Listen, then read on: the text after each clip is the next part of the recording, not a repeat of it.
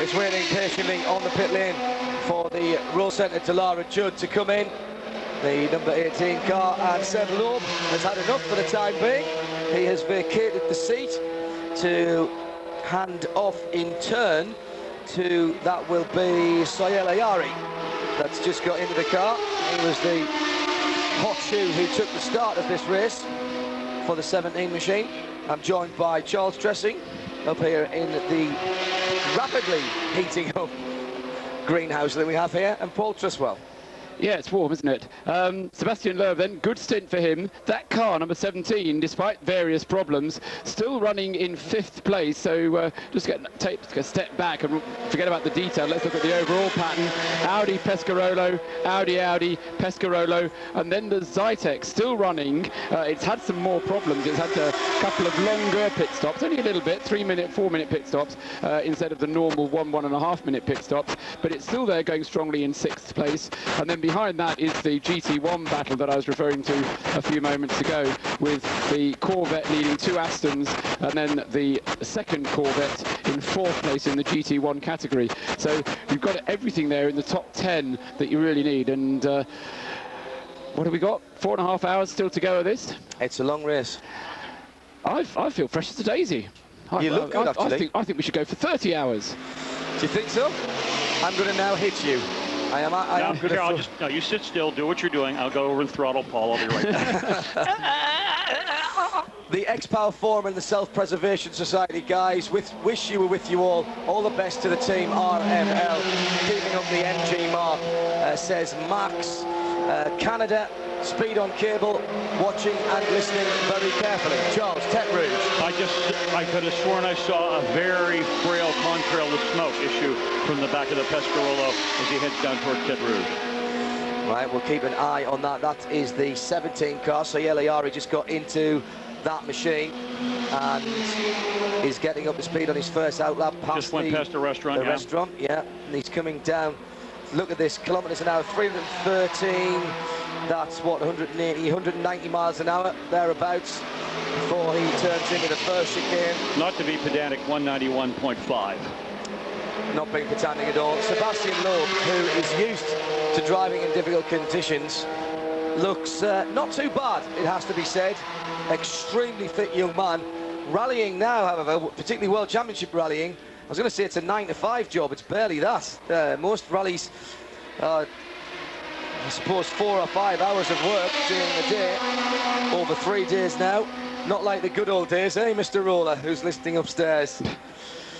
They just barely go into, never do any nighttime rallying anymore, any of that stuff, I don't know. It's, you know, this is, it's nice, easy stuff. 5, Kiel de Forest, in the dark, no pace, no. Upside down, on fire, with no gloves, no lunch. Because that's just the spectators. Yeah, absolutely. How many producers have been upside down and on fire in a rally car? I asked you, how many at Speed Channel? The answer's 1. Jim Roller, who's sitting upstairs at the moment. I've been upside down in a Jaguar. My own Jaguar. Yeah, but that's not a consequence of the activity you were conducting. Warren Hughes was my co-driver in that state. Yeah. At that point. He just didn't realise he was a co-driver. He thought he was a passenger having a nice, gentle drive in a Jaguar. The headlamp flickering again on JJ Lehto's Audi R8, the swan song for the R8. Statistically, Paul, I mean, I can't remember what exactly it is, but I think it started something like 58 or 59 sports car races now, and it's won all bar, I think, 9 or 10 of them. Yeah, we'll answer that question a bit later on, but it has been a phenomenally successful car, and I just hope that it gets remembered in the right way somehow. You know, nowadays we look back at Porsche 917s, we look back at 962s, you know, we say, oh yeah, that was a classic era, and I hope we kind of look back on this era as a classic era, rather than saying, oh, that was a dip era in the history of sports car racing. You know, it's funny, Paul, I've always thought about that, and Jim Roller has this wonderful saying that is, there's no asterisk in the book, because after about a decade or so, people forget what was. Who won this race in 1993? Peugeot, the 905. People forget how few cars were here. People thought it was the end of sports car racing. People were wrong. Labra Competition 550 in the pit box there.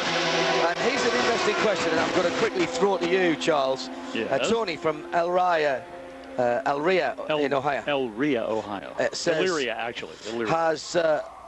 Have any NASCAR regulars ever raced at Le Mans? I know it's difficult since NASCAR Cup races simultaneously, but perhaps some retired drivers have been here. Well, I'll tell you one of the first ones was Fireball Roberts in 1958, brought here by Bill France himself.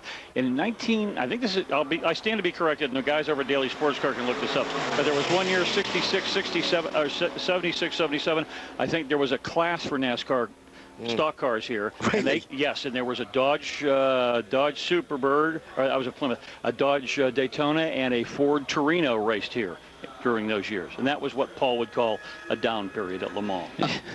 I think you probably would have seen Dale Earnhardt here had he not met an untimely demise. We were meant to.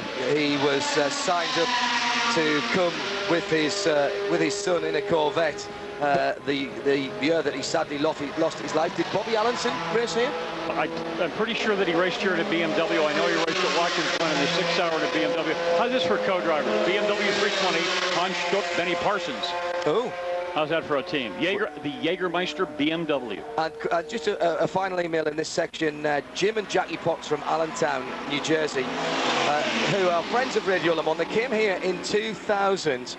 They were the winners of a GM Le Mans trip raffled through the Corvette Museum. He says, it's great to listen to us. I still have the blue Radio Le Mans cap I was given and often wear it proudly to racing events here in the States. This year it went to the Rolex 24 Hours of Daytona with me. I wish I'd seen you wearing that, because I would have walked up and said hello. That was great stuff. Because we were there, Graham, weren't we, at the Rolex this year? We certainly were. I was there last year as well. Yes. And boy, did that rain. We don't have any chance of rain today. You know, what we do have is the GT2 leader. This is the number 71. Blue and silver BAM and Alex Job racing car. It's Mark Leave has just vacated the seat, handing it back to Mike Rockefeller.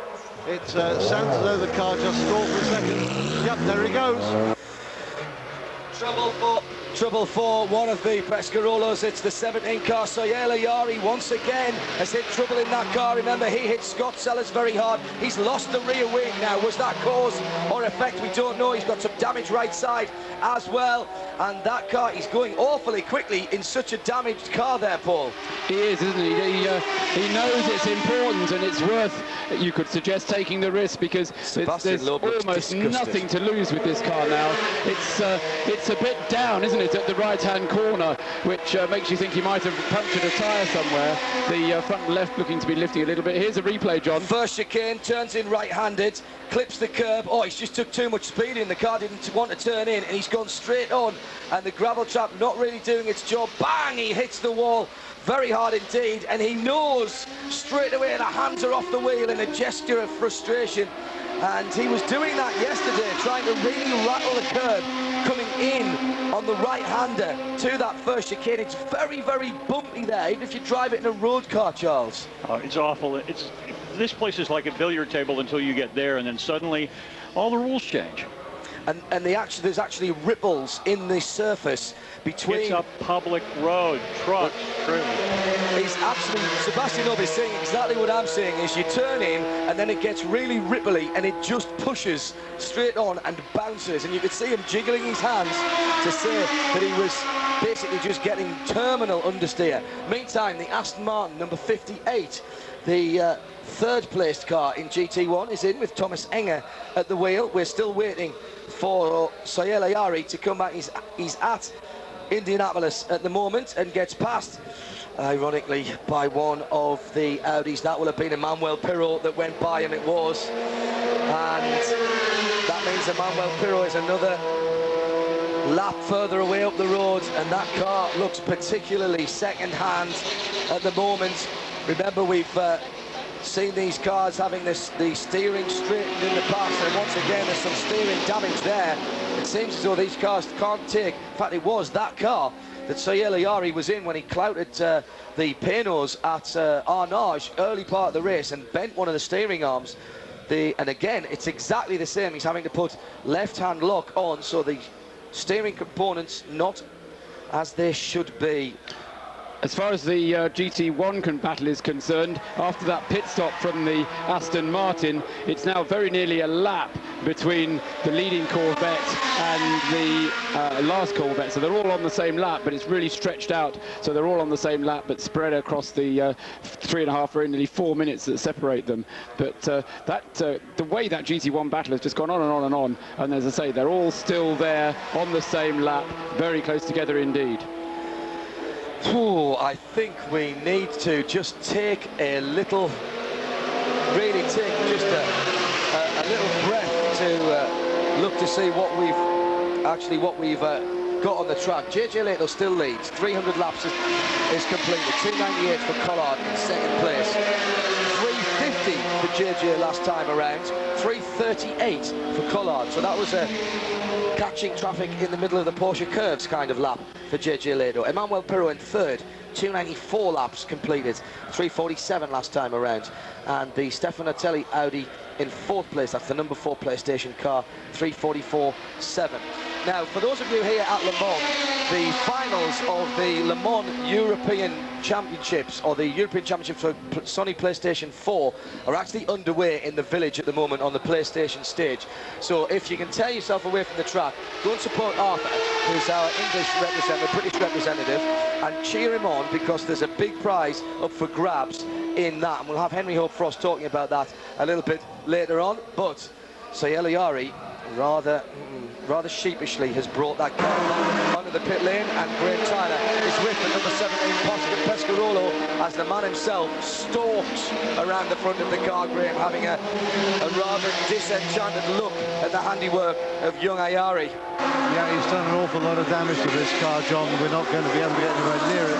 The whole pit is instantly roped off by the French marshals. They're not going to let anybody in or near this garage. Doesn't matter if you've a TV camera, a microphone or anything, you're not getting near it. So Sayel Ayari has brought the car in. I might just nick around the other side and see if I can have a word in the other garage. There's usually more than one way to skin a cat in this business. Good man. Henri is indeed leaping up and down on the other side, and I'm being ushered out of this garage as well, but we won't stand for that. We'll just go further near the back where they won't see me. The back bodywork is coming off. Oh yes, that's not right at all. The right rear suspension looks to be collapsed. This is going to be a big fix, gentlemen. It's going to be a big fix. Yes, we'll keep our eye on that. We'll be doing our race update shortly. We're waiting for an update from Henry, a sports update from up at PlayStation, actually. And Steve Packham says, what is the name of that song that you play when you're doing the race updates, the guitar bit? I can't think of it for the life of me. It is The Cult, of course. So if you're a Cult fan, you'll know that bit of tune, and it's the instrumental break. Let's just take a small break. The hourly updates are brought to you by Audi, celebrating 25 years of Quattro. Was asking about. JJ Lehto leads 300 laps on the board, 350.6 last time around, 299 for Emmanuel Collard. He's only a lap and a bit behind now. Collard in the 16 car, 338.1 last time around. 294 for Emmanuel Pirro in the second of the ADT champion Audis, in third position overall, 347.1. Stefan Ortelli is in fourth place, again for Audi, this time for the PlayStation Oregon car. Sayel Ayari has just brought a damaged number 17 Pescarolo into the pit lane, and that car is being worked on feverishly. It holds fifth position, but only has a 3-lap advantage, 288 in fifth position to 286 for John Stack and the Zytek number 9 car in ninth position.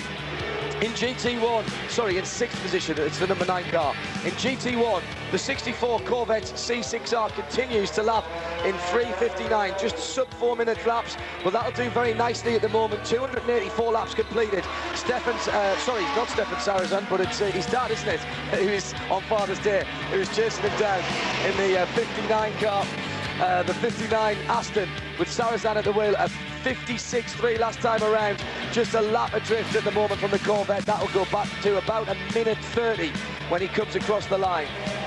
The Corvette of Longfellows is in third position in GT1 at the moment, so we've gone back to the club sandwich formation with Corvette Aston because Pedro Lamy on the same lap as fellows is in 4th place in GT1. In GT2, the 71 Porsche with Mike Rockefeller back at the wheel continues to lead the category. The BAM Alex Job racing car has been, hang on a second, I knock on wood, it's been metronomic for such a long time. Patrick Long is in 2nd place, and that's been the same for some time, with White Lightning Racing 2nd place for their GT2 Porsche. In 3rd place in GT2, it's another Porsche, of course, and it is the 76 Narak car, and that again has been fairly static for quite some time. In LMP, I'm sorry, no, it's not. It's Van Overbeck and the Lizards. I missed them out at the very top in 17th position overall. I've probably been panicking them when I've been doing the updates. The Flying Lizards, number 80, still in 3rd position. In the LMP2 category, the 37 Courage Ford of Paul Belmondo still leads the category, notwithstanding all the problems. Their team car, the 36 car, back out of the pits, is in 2nd position, but he is now, some do the mental arithmetic, 7 laps away from its team car. A further lap behind, but still circulating, the Lola MG of RML, the 25 car, 240 laps, 47 laps completed, in 3rd place in LMP2, and that's the hourly update at 25 minutes to midday here in France. Audi, Vorsprung durch Technik. Glow by glow, minute by minute. Full coverage and all the news with a great mix of classic music tracks, complete listening entertainment and information. There is no other. Radio Le Mans, 91.2 FM. As out goes the Pescarolo, and that's the 16 car. Collard came into the pit lane for his pit stop and stayed in the car. Yeah, exactly. So he'd got himself up so that he was precious little. It was about a lap and a quarter behind JJ before he came into the pits there. And you know, we haven't. It was not midday yet, is it? So Chuck, I think you were saying it was going to get into 2nd place by midday. No, I said if all other things remained equal, which they never do. Exactly. That was the schedule. And you know, it continues this kind of progress, but you've got to make sure that you don't have a Sahara Yari moment. You've got to make sure that the gearbox doesn't go on you. You've got to make sure that you're clean, that you leave a bit of a margin when you're getting past the traffic.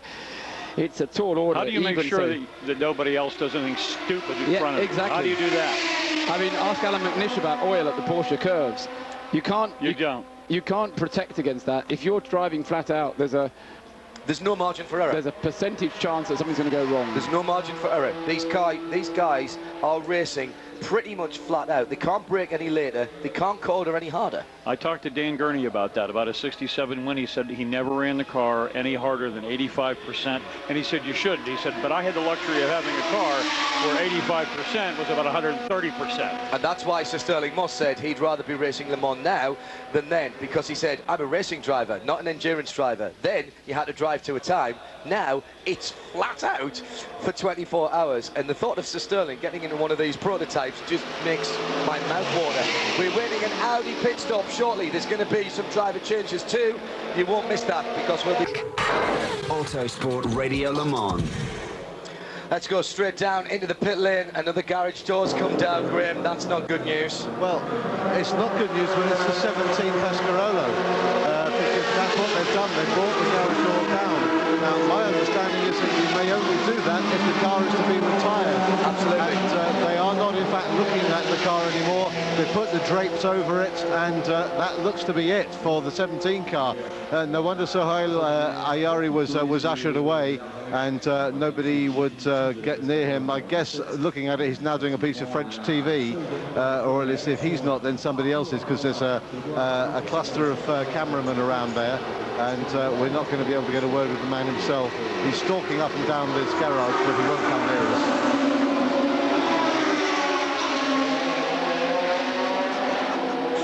Graham Tyler in the Deutsche Bank X-Market pit lane. Sohail Ayari going off at the first chicane on the Mulsanne, and looks like game over for the PlayStation-sponsored Pescarolo. Well, yes, and isn't it an interesting echo of the first problem that the PlayStation Pescarolo had was from hare as well. He's a quick driver, but I thought his bull in a china shop days were over, Paul, to be honest. I really did. I don't know, I mean, he's a young man, isn't he? I mean, how old is he? He's a hard charger, X3000 champion. Exactly, and he knows what winning is about, but he maybe doesn't understand. Oh, he's 35 now. I didn't realise he was as old as that. Not in his mind. And not the way he drives, but that can be said about a number of them. Exactly. And into the pit lane comes the lead. Oh, no, he's not in the pit lane, my apologies. Out of the Ford. No, he is in the pit lane. Good heavens, that's more like it. I was just saying a bit earlier on that nobody was really racing into the pit lane. JJ Lehto makes a liar out of me and comes in broadside through the right-handed part and then the left-handed part of the pit lane, which sort of apes the shape of the Ford. Now, he's got all of his headlights on now, but please, Mr. Pit Lane Marshal, do look at that as he comes in. He stops. He's taken whatever life was left in the rear Michelins out as he throttled up the twin-turbo Audi V8 coming into the pit lane and then got hard on the brakes. He's down on his pit. He's hit his marks. He's already out of his car, the fly screen, which is so important to the driver because it just deflects the air just enough over the top of the helmet to stop all that buffeting that you'd normally see. And drivers not required to wear hands devices by ACO. JJ's been in that car for 3.5 hours. I haven't just realised how when he got into it. He got into the car, he took it over from Tom Christensen just after 8 o'clock this morning. It's now 2:45 midday, so 3.5 hours. And the headlights are on. The headlights are on. All three headlights are on the car, so there was no problem from the marshal. And out goes Marco Werner, who has taken over that car. Yeah, no requirement for hands, head and neck restraints, Charles. And it's not a European invention either. So, but it's not part of the culture here either. Straight back down to the pit lane. Graham Tyler with JJ Lehto. Yeah, we're going to have a quick word with JJ while he's wiping down. JJ, 3.5 hours in the car. Was it that little? Oh, the marshal understatement. You should see the smile. Well, it was tough, I tell you. You know, it's just we started the stint and I had a little flat spot on the front tire. Well, little. We had to change it. There was some oil at the end of Mulsanne and I just hit the brakes at the same time and got the flat spot on the first stint. So then we changed the tires and I thought, okay, I have to triple stint them. But they said, okay, no, you did 4. Well, that was a lot of work. Not so easy towards the end. Tires were going down a lot and you know, fight is very, very hard at the moment. I mean, speed-wise we can't compete, but you know, reliability, just to see how everything goes. I think the last time I saw you sit in the car for that long here was in 1995. Conditions are a little different today. Yeah, it's a little bit different. Yeah, it's a little bit more sunny, I guess, today. And otherwise, race is a race, you know. It's every year it's the same. Lots of hassle and hard work. You've got this PlayStation Pescarolo car trying to chase you down. I notice your lap board, your marker boards are now being shown as 1.x laps behind. Yeah, that's it. It's about 1.5 laps right now. It's 12 o'clock, 4 hours to go more or less. If everything goes well, new tires, guys needs to push. They need to push really hard now. We will see. You never know. Somebody gets a puncture, something happens. It can turn one way or the other. As the heat comes up, have Michelin got something right for you to keep the car fast? Well, it's not that hard. The track is on a pretty good shape. There's a couple of dirty corners and a lot of stones, so you need to be a little bit careful. But there's more rubber on the track, so you can manage with different tires. No problem. There's no one tire you need to have now. Thanks, JJ, from the Deutsche Bank X Markets pit lane. Back to the tribune. Thank you, Graham Tyler. Yeah, you took the words out of my mouth. Very reminiscent of 95, wasn't it? Paul Trustwell. Yeah, one of the marvellous things about being on Radio Le Mans is that you can actually listen to every interview that we get. And I mean, the ability to talk to a driver immediately after he's got out of the car not only gives you an insight into what's happened, but it also gives you a brilliant insight into the driver himself, doesn't it? I mean, you really did get a feeling of how JJ feels about his racing, how he feels about this race. We had the interview earlier on with Christensen when they found themselves in the lead and he suddenly realised what a big thing he had to lose. And again, JJ there, it was as if he stated it. The team are telling him what tyres he's going to use and for how long he's going to use them, and how tough it is, and it's always tough. And he realises that this isn't a foregone conclusion. Just because he's got a lead of a lap and a half with 4 hours to go, this is by no means a foregone conclusion. And the Pescarolo is continuing to lap at 4 or 5 seconds a lap faster than the Audi, and that's going to keep it on schedule to catch up with the Audi in about the last hour of the race. So we've really got to stay with this one. Don't go home early. If you've got a flight to catch, see if you can work out the flight of travel insurance and miss it or something, because this is one of those Le Mans, a bit like last year, where it's going to go right down to the wire. The timing is just about perfect. Yeah, things come off of here. We've got Charles has managed to break our fan, so we've got a bit of an off ourselves. Temperatures are rising in the booth as well as out on the track. We've got an overheating. No, we can't retire, John. We don't have that option. No, we don't have that. No, we can't pull down the commentary box door and decide it's all over. We've had a big failure on the electric fan here. We've lost drive. You've got no drive. Roger's here to have a look at it. We may lose positions, but I think we'll be back out in a little while. Worry not, dear listener. It's Autosport Radio Le Mans for 2005. See the things we have to go through. Wondering about the Dodge Viper program and their absence. They were so strong in past years. Says who? Hasn't given me a name. GT4090 in Brandon Hicks in Ellenwood, Georgia. Well, of course, the Orica team was so dominant with Viper, Brandon, but the new Viper has gone into Speed World Challenge, another series you can see on Speed TV, and as yet no one has built a GT version of that car, which, I mean, Olivier Beretta, particularly one of the drivers who just cleaned up, didn't they, in top quality sports car racing, and there's still 1 or 2 of them running. There's still the Car Sport Viper runs in the LMS, there's 1 or 2 still running the FIA GTs. From down under, Toby's in Sydney says, listening to the race and wishing I was there. I was there last year and can't believe how good the coverage sounds all the way down under. Makes the hair stand up on the back of my neck every time a car pulls away. Very little coverage on TV down here, despite David Brabham flying the Aussie colours, not even a mention in the papers. Most of the front page taken up by our terrible cricket team.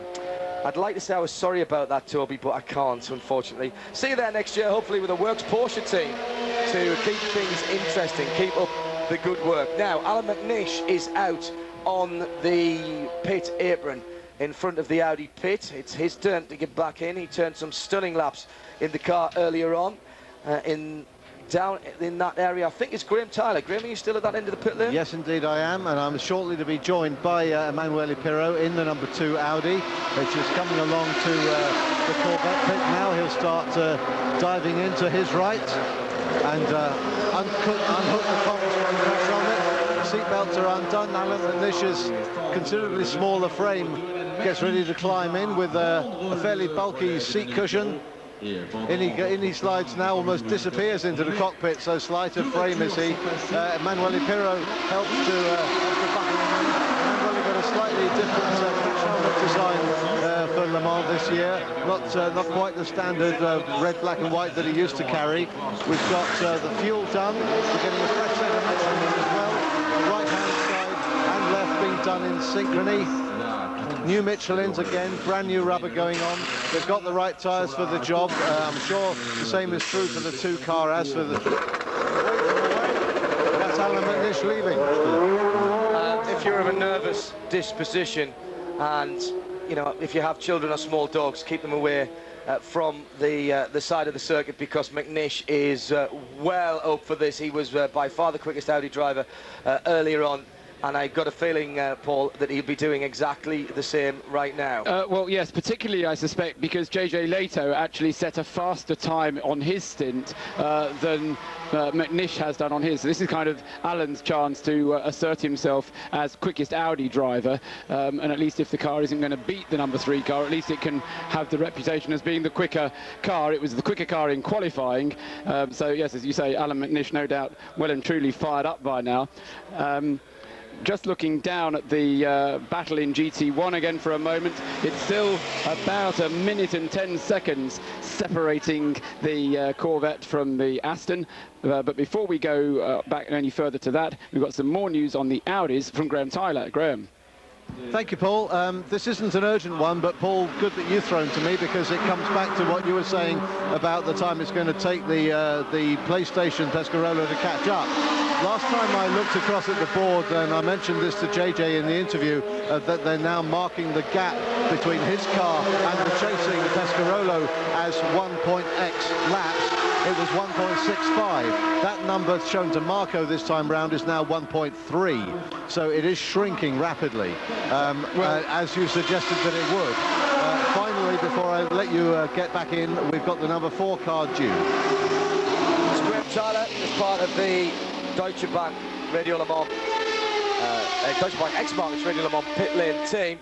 Now, I remind you that in just under 10 minutes' time, we will be rejoining your usual Speed TV commentators, and Jim Roller was going to tell me it will be Lee Diffie. The Stiffmeister is sitting upstairs, being rubbed down with a damp piece of rhubarb at the moment, making sure that he's ready to go to the checkered flag, and joined by no less than Doshi Schroeder, who will be providing the insight from the driver's perspective. It's a shame we couldn't have persuaded him to actually do a bit of a cookout, because he's very good at that as well. A man of many talents is Mr. Schroeder. They'll be up in about 8 or 10 minutes' time.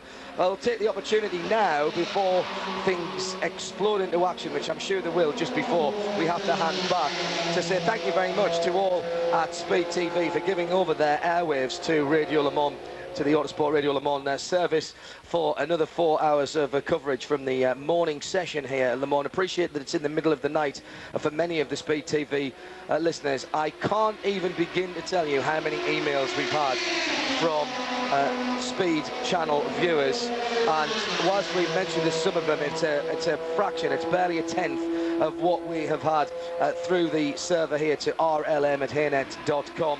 Thank you very much indeed for all the kind things you've said about Radio Le Mans, both here at the track and indeed on the internet. And we remember that we're just your representatives here, Paul, really, aren't we? Everyone who can't get here, we take that burden upon ourselves to be here and ask the questions on their behalf.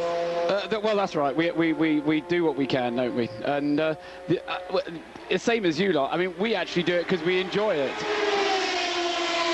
It's not fun, is it? I mean, well, it is fun. I mean, it'll feel like fun next week when you can look back on it. But Exactly, there's times of it that it seems a particularly hard graft. But you've got to remember there's people out there who would chop up important parts of their anatomy without any anaesthetic to be standing where you and I are now. Have we got a quick moment for a Zytek cheer, because John Stack has done a brilliant job, not only in managing the team and getting it here and keeping the car going. This is the number 9 car, which is in 5th place, but he's done a goodly proportion of the driving as well. And when we get to the end and tot up the number of laps done by each of the individual drivers, I suspect that he's going to have done at least his 3rd, and I'm not even sure that Kurosawa, who's probably one of the quickest in that car, won't have done a bit fewer. So Sam Hignett, John Stack and Haruki Kurosawa in the Team Jota Zytek. Fantastic performance so far for 5th place in that number 9 car. And I hope I haven't spoken too soon, because there's still 4 hours and 5 minutes to go. There's the Audi number 4, the PlayStation car, just come into the pit lane. The Orica car, meanwhile, a little further up the pit lane. The WR number 24, 23, no, 24 was right the first time. The Puma mechanics are standing with the bodywork held above their heads in some kind of game show ritualistic torture that I can't understand really what is meant to be happening. It's cooler under there. But they still lead the index of running cheese. That's the important thing to remember, and this is all part of that. It certainly is. Charles Dressing adding his €2 worth there. Change down at Audi, Graham Tyler. Yeah, sorry, that was Stefano Ortelli leaving. Just making my way past their pit to have a look at the hijinks down here at number 24, the WR pit. We haven't spoken to them there with Speed, but they're housed up at what we love to call the Granny Annex, the 4 extra pits that were bolted on when they realised they hadn't quite made the building big enough. when they redesigned the new pit lane at Le Mans in 1990. It opened. It's actually Bill Binney hiding under the rather ornamental sunshade that is the one-piece bodywork of the number 24 WR. Bill, an American by choice, and I think has actually dual nationality, British too. But they're working on the front brakes. In fact, they're bleeding the brakes. That's what they're doing underneath there. So it's not just the sunshade, it's actually one-piece bodywork, and rather than cart it all the way and leave Bill cooking, they're using it as an impromptu sunshade for him. Yes, I'm not sure I approve of that. It looks a bit odd. It looks like a funny car with the body propped up at the moment. That's exactly it. That's what I was trying to think. John I've seen this Force about before. to emerge from underneath there. NASCAR drivers, how about an NHRA driver? How about John Force and his daughter in a car at Le Mans? What's his daughter's name again? Can't remember. Is it Alison or something like that? Something like that. I saw a very interesting article on her in Racer Magazine, actually, a couple of months ago. A real talent, no doubt, and John Force, one of my personal heroes, been growing up watching drag racing in the UK with people like Dennis Priddle in the Avenger funny car. And now, bizarrely, I live about 20 minutes from Santa Pod, and I've never seen a race there since I moved. No, you need to come to Gainesville with me and see a race in Gainesville, Florida, when the ground shakes. Oh, yeah. Oh, yeah. Please sign me up right now. All right, we're coming up towards midday. The last 4 hours. It's just a little sprint from here, isn't it? I'm going to give way in a few moments' time. Jim Roller will take over down here in the booth, and I get the shout into the headphones of the pit lane, X-Markets pit lane team, as we get ready for the final innings, if you like, of the 2005 Le Mans 24-hour. The leader is still the Audi R8, with Mark Rovena now at the wheel. The number 3 car, which has had its problems, particularly getting out of the pit lane. Zealous marshalling, being worried about that right-hand headlamp pod. You can see now there is a light illuminated on it, and so long as that stays like that, that will be fine. It's been fun being on Speed TV. Continued coverage coming up. Don't go anywhere. If you're on 91.2 FM, of course, we will be going till a couple of hours after the end. Gary Champion and the Request Show. And don't forget the concert tonight as well. More details about that later on in the afternoon. There's no need to be dashing away from the circuit. Online with autosport.com, on digital satellite 907, and on 91.2 FM. This is Radio Le Mans with Autosport for 2005. We'll sign off now on Speed TV, and coming up very shortly, it's back to your usual announced team. The boys down in the pits led by Calvin Fish. It's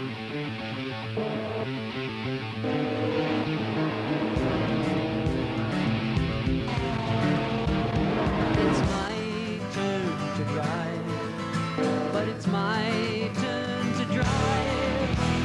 Driven to the margin of error, driven to the edge of control, driven to the margin of terror, driven to the edge of a deep dark hole.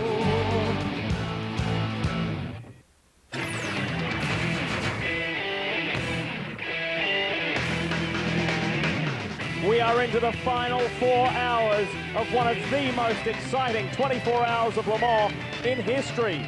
We said right from the top of the show that it was unpredictable.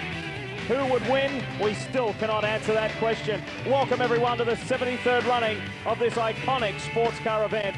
Lee Diffie and Dorsey Schrader with you here. Calvin Fish, Brian Till down on pit road. It is a steamy 31 degrees here at Circuit de la Sarthe. That's Celsius. It's in the low 90s Fahrenheit, and these guys are earning their paychecks today. It is still the Audi R8 for ADT champion Audi, the American team of Tom Christensen, JJ Lehto and Marco Werner, who lead the way. However, on current pace, the Pescarolo Judd, led by Emmanuel Collard, who won the Rolex 24 at Daytona this year, with Wayne Taylor and Max Angelelli.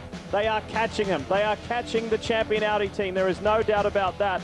And the second champion car of Biela, Pirro, McNish, Alan McNish, the Scotsman, is now behind the wheel in third. We've got an American leading the LMP2 class in Rick Sutherland, Didier Andre, and team leader Paul Belmondo. That Courage Ford has held in there nicely ahead of Gosselin, Auger and Sharp.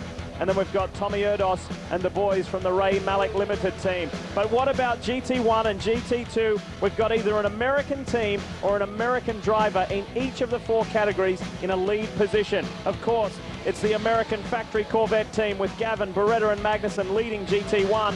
But I tell you what, Brabs, Sarrazin and Darren Turner are reeling those guys in at a pretty quick pace. And in GT2, it's the Alex Joe Bam combination of Leo Hendry, Mark Lieb and Mike Rockenfeller who lead that class. But here come the Peterson White Lightning boys. They are looking for 3 straight in GT2. We will see that in the next 4 hours if they can get the hat trick. Let's go down, say a very good morning to Calvin Fish. Well, Lee, we have a sensational battle going through many of the classes here, and particularly for the overall lead. Champion Racing currently lead with the number 3, driven by Marco Werner right now. Tom Christensen, of course, going for 7 Le Mans victories. Mike Peters is the team manager. Mike, I know you've got a bank of computers back here. You're looking at the sums right now. The Pescarolo has recovered. It's catching you up about 5 seconds per lap. You have a lap and a half lead. How's it going to work out if no one hits trouble from here to the checkered flag? That's the thing. To the end, no one gets in any trouble. It's going to come down to seconds at the finish. Either we're up front or they're up front. It's going to be tight. I know the R8 has been severely handicapped this year, and I'm sure you boys have been pushing hard, but as the pressure really comes on now, do the boys have anything left in hand? Is there any more pace you can find in this car today? The guys are driving 100%, 110% really. They're out there. They're hanging it out there. That's the only shot we've got. And we're in a defend mode at this point rather than a chase mode. We see on the 3 car there's a problem with the lights. When the car's out on the circuit, we only see 3 of the 4 front lights on. We know the marshals have spoken to you about the situation. Try and clarify that for us in terms of if there would be any penalty. Well, the rules state you have to run with 2 headlights.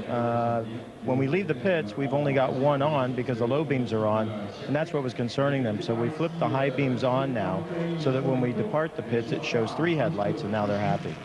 If the lights were to go out, Mike, do they allow you to get to your next pit stop to rectify this situation, or what would be the call there from the officials?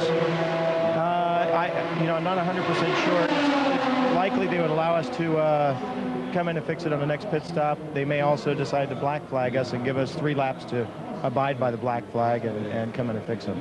We don't expect the lights to go out, though, all the way. And right now, you don't feel you've got enough time to change that nose on one of these stops, right? Is that close? We can't give up seconds. It'll probably only take us 3 or 4 seconds, but we can't give it up. All right, Mike, it's been a great day. Good luck the rest of the way. Let's go down to Brian Till. Well, Calvin, down here at Pescarolo Sport, it's crazy. The 17 car had a big off not long ago with Iari behind the wheel. That means Iari and Loeb, they're out. That car's been parked. It's in the garage. The garage door is down. That leaves the only bullet in the gun for the Pescarolo Sport guys, the 16 car of Collard and Comas. They're doing a fantastic job. Bouillon also in that car. Car right now, as you said, 4 to 6 seconds a lap faster than the Audi. And by the look on everybody's faces down here, they've got a lot of computers in hand, a lot of calculators, and they figured it's going to be about 4 o'clock when that 16 car catches up with the number 3 Audi. What's significant about that? That's the checkered flag. Hang on, guys, it should be a good one. But heat, that's going to be a big thing, too. It's already over 90 degrees out here. It's only going to get it hotter as the day goes on. We already saw some telltale signs of smoke from the 16 car when we got back here this morning looking at it from the French Speed. So heat, a long way to go yet. It's going to come down to the final hour, maybe even the final lap. Like you said, Lee, this one's going to be a close one, probably the best one that we've seen in a long, long time here from Le Mans. Well, just talking to various people up here on the commentary deck, I mean, we've got various European broadcasters. We're all rubbing shoulders together up here, and everyone's saying, I can't remember a finish like this in many, many years. So hang on, it's going to be a great last 3 hours, 55 minutes. Before we go too much longer, need to give a big, big thank you to the boys, the entire team at Radio Le Mans, for getting you through those early hours of the morning back in the States. Good morning to all of you who have got up, particularly those of you on the West Coast. It's very, very early, but stay with us, please, because we have got a magnificent finish coming up.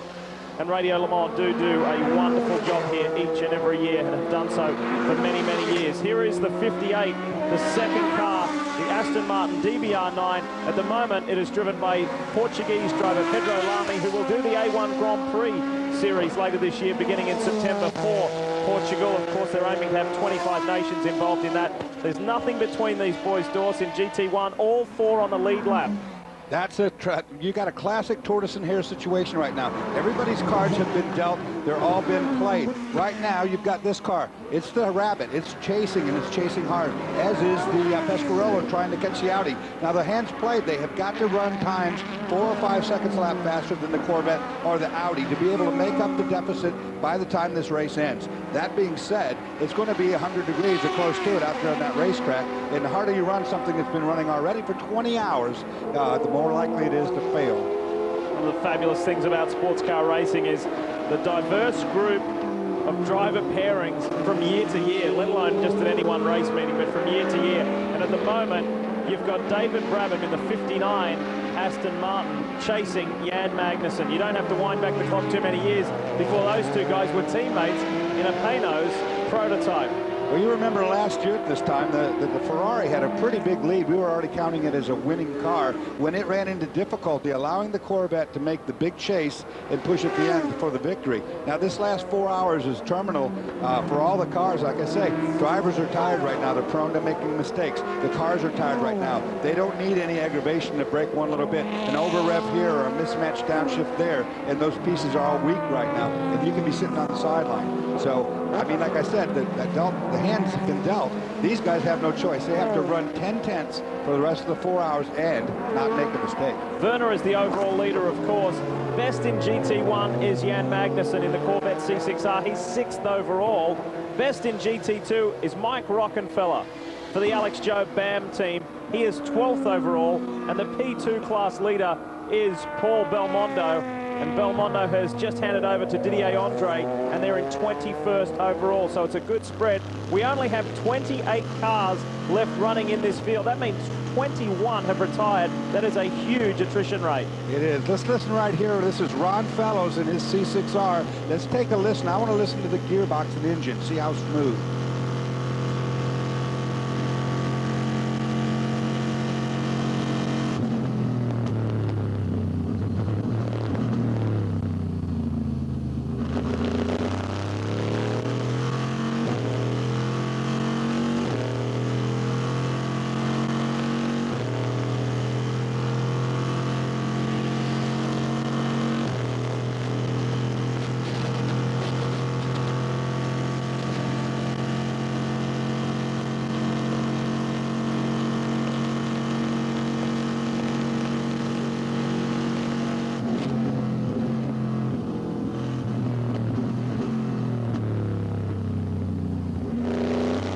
That sounds all very good right there. I didn't hear any problem with the gearbox and the engine. Literally thunders. These people at Ornage having the ground shake right at their feet from the power of that C6R.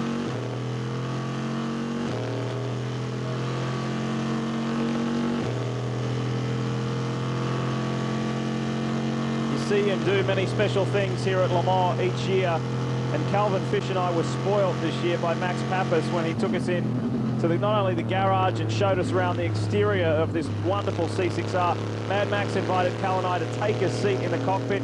Calvin, it was quite extraordinary to sit in it, experience it, just how tight it was, and the compromise that particularly Ron Fellows and Max Pappas for their height that they make for Johnny O'Connell, but it all seems to work. It really does, Lee, and I mean, it's so important there inside the cockpit to make these drivers feel at home, but when you got three drivers of different stature in terms of their height and body size, it's really difficult for the teams to accommodate everyone. So with a good driver lineup, you all have to compromise just that little bit, but there's so much technology in that vet in terms of all of the screen and the dash, all of the displays, all the information that is fed to the driver, really keeping them in tune with the race car, what's going on, what adjustments they need to make. If the temperatures are getting high on a day like we're seeing today, where we've got really strong ambient temperatures here, it really has a harsh effect on the race car itself. Also, they've got great technology in terms of that little camera poking out the back of that Corvette that actually lights up like a video screen rather than looking in a normal rear view mirror. The guys have a perfect view behind that Corvette, and they're certainly going to be looking hard to see if those Aston Martins can chase them down. But you're right about the size. It's very tight in there. I mean, you're a pretty small bloke, mate, and I know you don't work out, and even your shoulders were a little pinched there on Max's seat, right? It takes them only 27 seconds to complete a full driver change, and that is something. You know what, Lee, while we were riding with Ron Fellows there, I'm looking from the driver's perspective, looking for little danger signals all around the racetrack, and when he went through the chicane back there, I saw a lot of disturbing things that could take out your tire. Back in the chicane, somebody's gone off and probably had a spin or whatever in the gravel trap, but kept on waded through there, and it's distributed all these really razor sharp rocks all around the racetrack. You know, you look back there, it looks like nuggets, actually. It looks like a bunch of gold nuggets out there. But it will cut your tire down, no question about it. There's a great scrap in GT2. This is the Flying Lizard trio of Johannes van Overbeek, Seth Nyman, Lonnie Pitching. Look at the back of the shot by the modal sign back there. And look at all the nuggets back there. Yeah. And of course, that's offline, but when you go through the chicane, you have no choice but to go through between the barriers, and that's where all that is. And of course, you're looking at getting a puncture. And Ron Fellows and these guys that are used to driving these cars, they'll look for a clean way through that. Boy, it's tight in GT2 with the Porsche boys. Mike Rockenfeller has about a 3-minute lead. That sounds like a lot, but they are on the same lap. The second place gang of Patrick Long, the American Porsche factory driver. It will be a thrilling finish in GT2. Can Tom Christensen get the 7th? We'll find out. At the Michelin 24 Hours of Le Mans, welcome back everyone. Lee Diffie, Dorsey Schrader, Calvin Fish and Brian Till on a thrilling finish to this magnificent event, and this guy's in the hot seat. ALMS champion Marco Werner. He's won Daytona, he's won Sebring, he has never won this event. Can today be the day? And the telling story is this: the time spent in the pits for this car, it's only 28.5 minutes. Look at the 16 Pescarolo Judd, almost an hour, and yet their on-track speed is so brutal that they've been able to reel them in to just a lap behind. Of course, that 16 car early on in the going has experienced transmission trouble, shifting problems. They fixed that, and it's been on the hunt, running as hard as it can, running some 5 to 7 seconds quicker than this Audi. But let me tell you this, it's not that the Audi guys are holding back. They've been restricted. They've got an inlet restrictor that's smaller. They lost a lot of horsepower. They're heavier than they used to be. And both drivers in either car, no matter which car you're in, is right now having to drive at 10/10. The Audi 10/10 just to maintain its pace, a slow pace. And of course, the Pescarolo, 5 to 7 seconds a lap quicker, and he's got to do it for the rest of the day. In GT1, and we go to GT1 rather than P2 because it's the next highest on the list, 6th and 7th, it's Corvette, it's Magnussen versus the Aston Martin of Brabham. There is only 1 minute 9 seconds in that. Think about it, 20 hours and 20 minutes worth of racing, and they're only separated by a minute. And it's really not a minute at all because they're not on the same pit strategy. I mean, they're not stopping at the same time. So one of these cars, I think the Corvette will have to stop first. That minute will become somewhere around 20, 30 seconds. And they've been doing this now for 21 hours just about. A further 30 seconds in arrears is the second Aston Martin with Pedro Lamy behind the wheel. So both the Astons are still well placed. And Ron Fellows, the Canadian, the multi-time GTS, which is now GT1 American Le Mans Series champion, Sebring winner and Le Mans winner. He sits on the same lap as well, but he is 4th in class. See him running across the curbs here to dodge all those stones. Run up on the curb, it's better than to go right through that gravel. Well, we said right at the top of the show, Dorsey, I remember asking Greg Creamer, I said, this one is unpredictable, isn't it? And so far, it has turned out that way. Well, it's totally unpredictable. It's exactly what we thought we would see. We thought that the Audi would be the more reliable of the car. It has been, but we figured that the Pescarolo would fail late. It didn't. It failed early, and now the race is truly on. And if you've just climbed out of bed, turned on the telly, and wondering where world champion Sebastian Loeb is, sadly, he is out of this race. The 17 Pescarolo Judd has retired.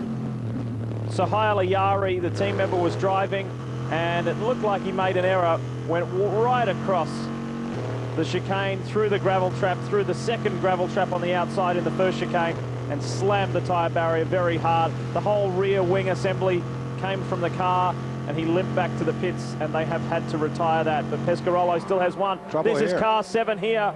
This is the Creation Auto Sportif car. This car just left pit lane, not even just a minute or so ago, just pulled out of pit lane and has experienced the problem.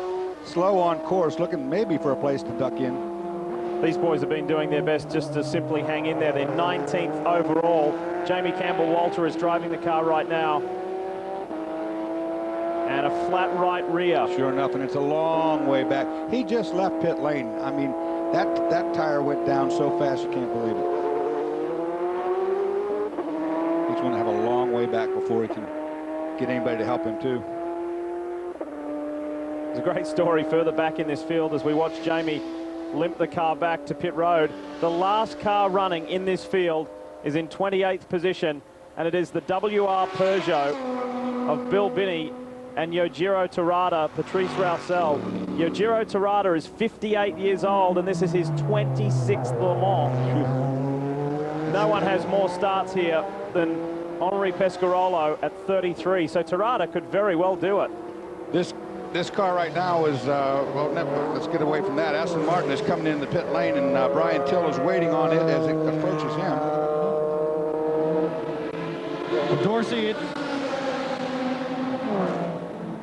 Dorsey, it's a long run down pit lane here at Le Mans. The Aston Martin's down towards the far end. Pedro Lamy is going to stay in the car. It'll be a routine stop. But just as you saw in the Creation car that just left pit lane, it only takes one shard of carbon fiber, one sharp rock to end your day. Best case scenario, you have a flat tire. You have to limp back to the pits. Worst case scenario, you lose a tire on the Mulsanne. You end up in the fence. So this race is far from over. And the thing is, the guys at Aston Martin, they have to do the chasing, just like the guys down at Pescarolo Sport.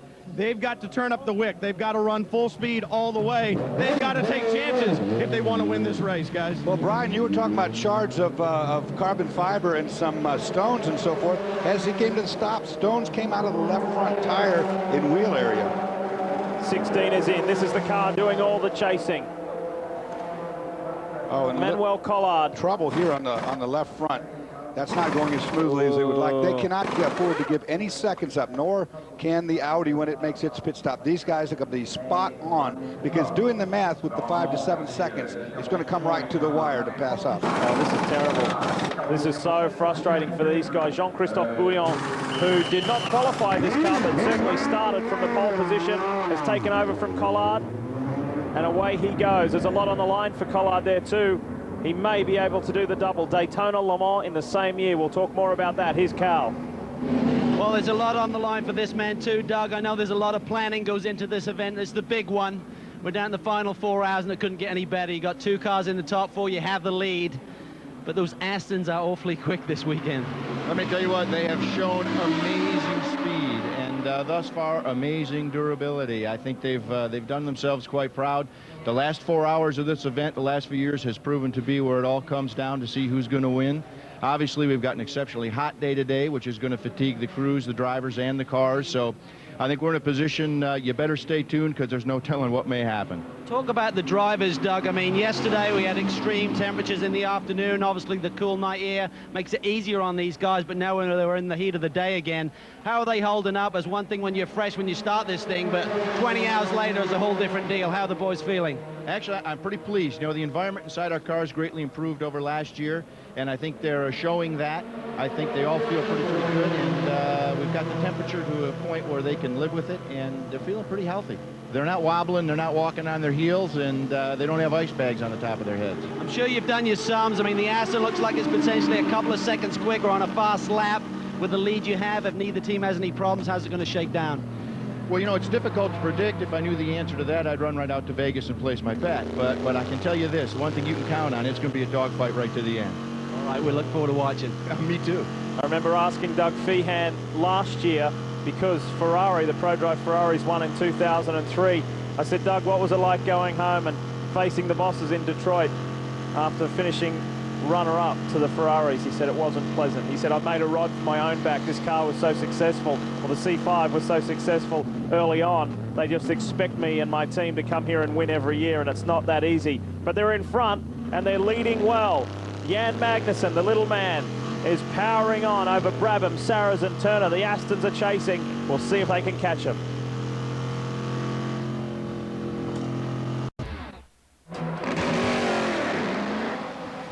Well, the 3 Audi comes into pit lane. Calvin's there, and here is the man going for 7 Le Mans wins. Tom Christensen climbs on board.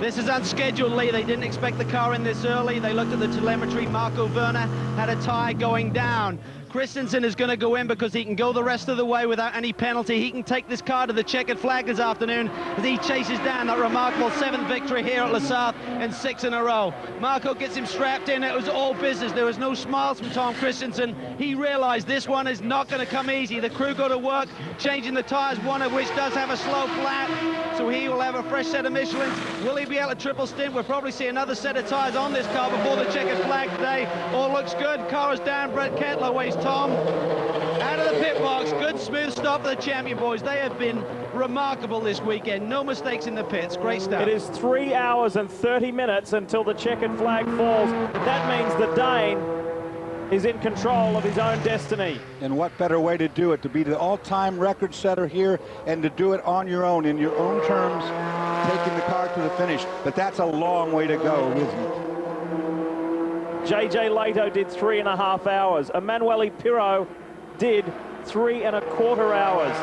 The Audi boys have been doing long stints at Le Sarthe this year, but now it's up to Tom to do it for himself, to do it for the team. He can get 7. ADT champion Audi can become the first American team to win overall since 1967. A mistake here for the Oreca Audi. This is very similar to what happened to Emanuele Pirro, but Ortelli has been able to hang on to it.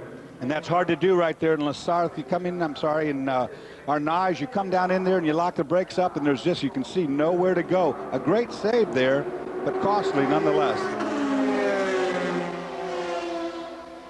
Those guys have had their fair share of problems as well. Meanwhile, GT2 leader is in. This is Mike Rockenfeller.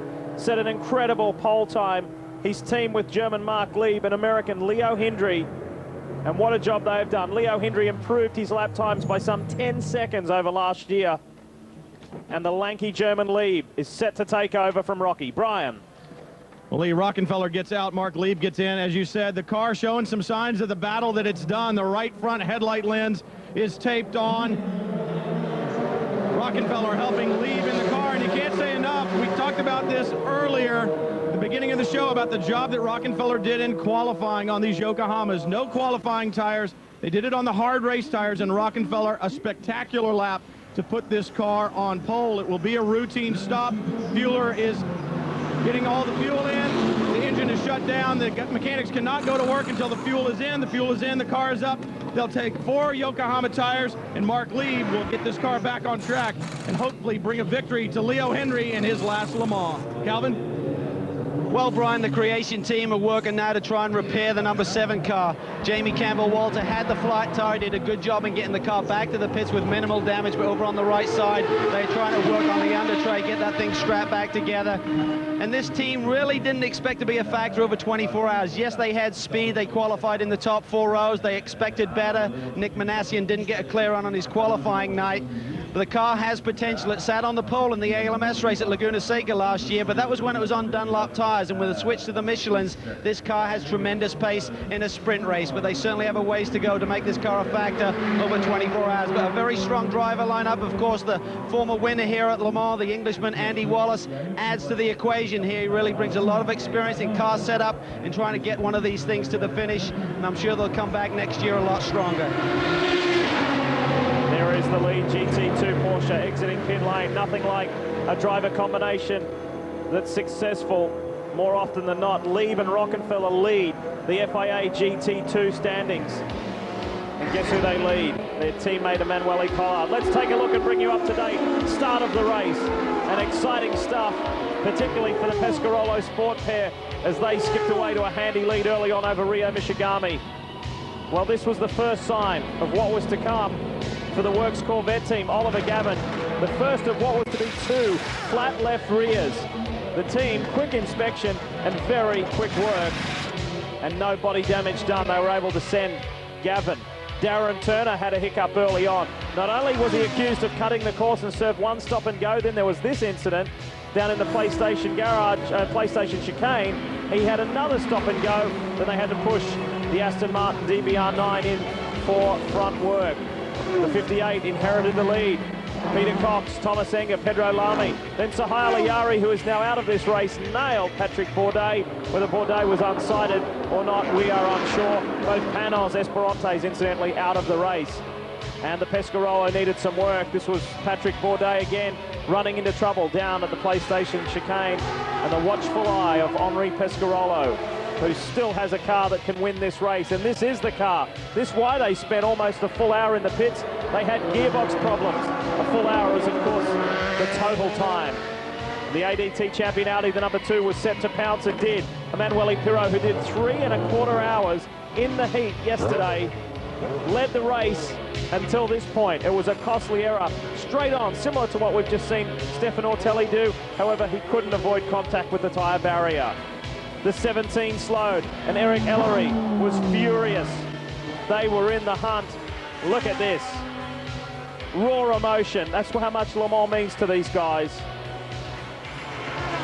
And then the Oreca Audi, the 3rd R8 in this event, needed front end work, and that was the first of several incidents with the front end of that car. F1 test driver Frank Montagny, part of that team. Night fell at Le Mans, spectacular scenes, but it was still Audi up front, and it was this man who has 7 on the line and who is now in the cockpit yet again. Close call once the sun came up for our race leader. Look at that, the 3 and the 4 almost coming together. And then Alan McNish ran off the circuit, furious, telling them which way he wanted to go. Instead, they're towing him out backwards. The 58, after leading the way, this is the Enger Cox Lamy. Aston DBR needed work, and the 64 inherited the GT1 class lead. And guess what? That's where they stay. 59 had problems, rear left, and we've seen that so many times throughout this race. And then this is one of the telling moments of how tough Le Mans is. Bang!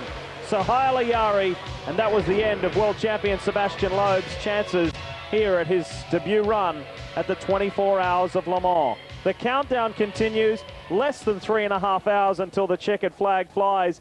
Can the ADT champion Audi team hang on? It's all in Christensen's hands now, but we've got Jean-Christophe Bouillon in that Pescarolo Judd charging hard. Americans well represented throughout all 4 classes, and all have a shot at winning. We've spoken so often about the GT1 battle. There it is, top 3 remain the same. And in GT2, it is gripping.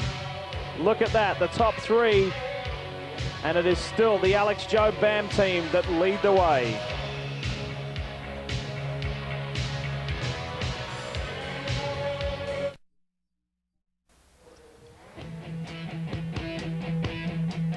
What a fabulous day of motorsport here on Speed Channel. Coming up a little later this afternoon, 1:30 Eastern. It is live coverage from the Indianapolis Motor Speedway, the United States Formula One Grand Prix, with Jarno Trulli for Toyota starting on pole. We'll see if he can convert that to a win. It will be exciting nonetheless. There's been plenty happening there too. The Michelin runners are in some trouble. They were talking about even putting in an additional chicane at the Brickyard. We'll see what happens. Exciting stuff coming up at 1:30 Eastern this afternoon, live here on Speed, the US Formula One Grand Prix. We're back at Le Mans though, live and exclusive. Our coverage continues, and we are counting down just a little over 3 hours to go. It's nail-biting stuff, particularly if you're an Audi supporter. And we are joined now by the Executive Vice President of Audi of America, Mr. Johan Denijsen. Hi, Mr. Denijsen. This is tense stuff. Tell me about it. Running in the front, it's been a long night. The cars have done outstandingly well, but it's getting tense, and it's going to go right down to the close. Well, everybody said when they read the rules and we came here to Le Mans that they said, oh, the ACO is doing everything they can to stop the Audis from winning. But I tell you what, it's a mighty vehicle, and it is very hard to stop. This Audi R8 has just been awesome. And yes, it's true. The guys kind of uneven the playing field this year with the power restriction, the extra weight, and particularly the restriction on the fuel tank capacity, which has made it impossible for us to optimize one of the great strengths of the FSI engine, which is its great fuel consumption. But the R8 is such a reliable car, and with the restriction keeping us off the pace, of course, our only hope is that it's reliability that will take us through. And it's done well for us during the night, but the competition is moving, and as I say, it's going to be close. Well, of course, this is the last year for the great R8, the all-conquering sports car, but great news as the future should be quite exciting for you at Audi. We've got obviously a lot of equity built up with motorsport, and particularly in Le Mans. And while no firm decision, certainly not at the official level yet, has been taken as to what comes next, it's clearly not something that we're going to be walking away from. And as to precisely what we'll be doing, we'll have to wait. But Audi will continue to be certainly a force in motorsport. Well, it's very interesting that Peugeot has made an announcement to come on board, not this year, but you're coming with a diesel entry. That should be very competitive for you guys. Very interesting. The way that the rules are set up really has opened up some interesting opportunities and possibilities for diesel. Obviously also with the advancement in technologies. It's going to be interesting to see how that vehicle performs. There obviously is always a marketing and business angle involved with motorsport, Mr. Donation. Can you correlate? Is there a direct correlation between the incredible success of this R8 and actual sales in dealerships for Audi? Of course, the marketing guys would like to believe that we can make this correlation. I suppose there's an element of truth also that most of the executives who are in the car business are in this business because we have motor cars and fuel, or whether it's petrol or diesel nowadays, I guess it doesn't matter. We have that in your veins, and we are motorsport enthusiasts, and then we try to rationalize why we are here. But there are a lot of technologies which have found their way into the road cars. FSI is one, and in that sense, race-proven and engineering developments do give ultimately the consumer a benefit, and if the technologies find their way into the cars, it does give you a competitive advantage, and therefore indirectly should support sales. I noticed you said petrol and diesel there. You're not giving anything away about the future, are you? No, not at all. I think we'd raised the Peugeot issue, and it's interesting. All right, and of course, it's no secret that Audi does seem to have a particularly high degree of competence in diesel technology. All right, we'll read between the lines. Thank you very much, Mr. Johan Donation, and good luck. Hopefully your boys can bring it home. Need a bit of that. And Tom Christensen, you could see there in the background while we were talking to Johan Donation, struggling to get by that Ray Malek Limited Lola MG. Dorsey, talk us through these LMP1 class rules here at Le Mans. Well, we're really kind of in a transitional type of year as the P1 cars are changing. We were talking about hybrid cars, the Pescarolo being a hybrid. It's able to run in a role kind of between 2005 and what 2006 will become. It's lighter in its overall weight. It has a larger restrictor, so it makes good horsepower, good straightaway speed, and that's what we've been seeing all along. Ultimately, you know, when we come into 2006, we're going to have a new format. All of these chassis will be then put away in a museum or sold off to an investor or whatever, and all brand new class of car will come out, and it should be a safer car, and they should be back then on the level playing field. Well, this is your overall race leader in GT2. We've got all three American Le Mans Series teams, 1, 2, and 3. Couldn't ask for better than that. Christensen now has a clear run up front, and he still has that one-lap margin over Jean-Christophe Bouillon in the Pescarolo. Well, that car is on the lead lap. It's the sole remaining Pescarolo. It is carrying the hopes of France and Le Mans with it. So much build-up for Henri Pescarolo and his men to win this event. Look at the speed. You're riding on board the Corvette, which is really quick, but not near as fast as that Pescarolo just blasts on by. Watch the Corvette, though, on top-end numbers. It's going to be good. It's going to probably get a little of that back at the end of this long straight. Well, while there is a lot on the line in the prototype category, there is so much on the line for a variety of reasons in GT1, and a man who is right in the middle of that is with Calvin. Indeed, the director of Aston Martin Racing is, of course, Dave Richards. And Dave, what a sensational race we're having here this afternoon. Just over 3 hours left. I know the boys are pushing really hard in this high temperatures that we're seeing. Very difficult for the drivers in the cockpit today, I would imagine. I think that's the most demanding bit. I think we're going to see who the fittest crews are towards the end of today. And fair dues to the Corvette lads. They've kept an incredible steady pace, and nothing appears to have gone wrong. And we've had our ups and downs, and pushing very hard now, so it's going to be a real fight to the wire. I saw on Brab's last pit stop, you were literally pouring ice down his bag and inside the cockpit to give him some kind of relief. I guess the one good thing is when you're focused and you're chasing the lead car down is one thing, but it also takes a lot out of a driver. You've sat beside a lot of great drivers over the years. When you're driving flat out, it's really a different story. It's very hard on them now, and keeping their concentration at this time. The temperature is soaring here. It's midday here now.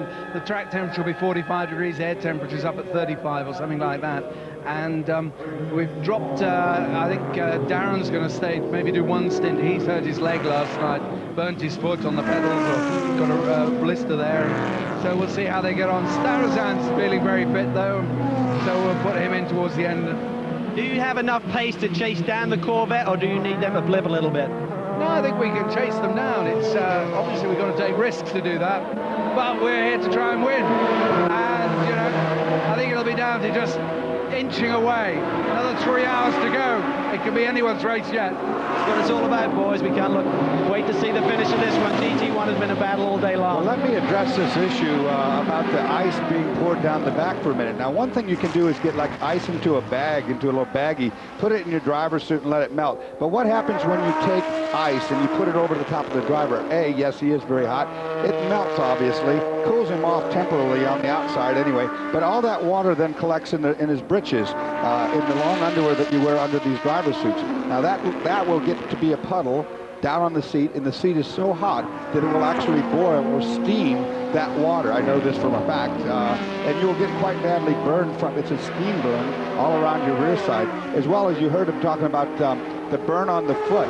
That, of course, from the transmission tunnel and the gas and brake pedals, which are all well over 200 degrees temperature, and that's what these guys have to endure in that. The Pescarolo is only 33 seconds away from being on the same lap as Tom Christensen. And we have 3 hours, 7 minutes left to run. And of course, if it gets on that same lap, which obviously if nothing goes wrong, it's going to soon, then a caution comes out and you're going to have a real shootout here. The pressure is intense, not only for the overall lead and the overall win, but for these guys in GT1. You just heard from the boss of ProDrive Engineering, Dave Richards. And inside this car is David Brabham, a man who has driven for great British marques, Jaguar, Bentley, and now for Aston Martin. And he is pushing as hard as he possibly can. He also drove for the Panos organisation, and after the break we will talk to the founder of the American Le Mans Series, Dr. Don Panos, and get his thoughts on the 73rd running of the 24 Hours of Le Mans. Stick around, you're live on Speed. We'll have so much more coming up.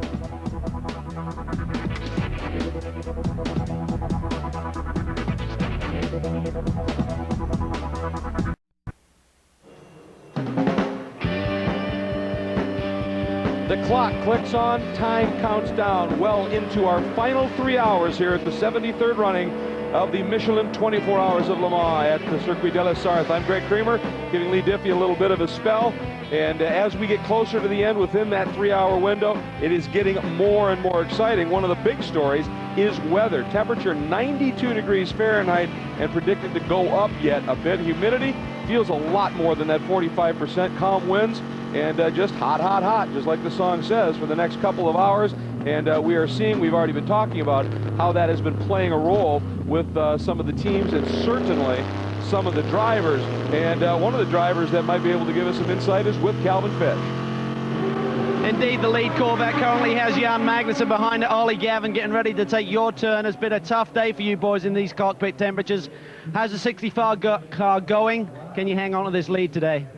Yeah, well, you know, it's been tough. It's hot, but this is a mighty team here at Corvette Racing, and they're got strength in depth, and they know this car inside out, and we think that we can do it. You know, it's been close all race, and I don't see it changing right now. So you know, Aston Martin are running a very, very hot pace. That last pit stop that they just had was unscheduled, so we're not sure whether there's something up with their car, what's going on, but there's not so many people on the pit wall now. I think they might all be inside having a bit of a conflab, so you never really know what George has got up his sleeve at ProDrive, but you know, we're just going to stick to our game plan. I'm in next, I'm going to do a double, and then I think Jan is going to be in to finish. But I just want to say hi to Tom McCabe. I know he's watching back in Rhode Island. Hope you're well and cheering for us. And yeah, we're gunning for the victory. We understand with the Brabham situation there on the pit stop, looked like it cramped up. That was the unscheduled stop there, so maybe the car is okay. But Olivier Barretto, one of your teammates, has had problems during the race. Is he going to be seeing any action today? How's he feeling? Olivier's back at the hospitality, getting a drip, and he's having some massage on his foot. His foot's been very sore. But we both Jan, Olivier, and myself have all been struggling with stomach upsets. I'm not sure what we picked up, but Olivier seems to have got it the worst out of the three of us. So Olivier's not going to be getting back in the car now. That's it. He's done a great job all race. I mean, one point in the race, he had a punch coming through the Porsche curves, and it exploded. The left rear exploded on him.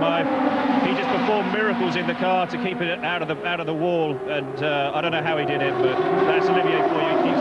He keeps doing it. When you're driving at 100%, you have to give it 10/10. Oliver, does that take more out of you, or does it allow you to just keep focused and not think about how hard it is inside the car?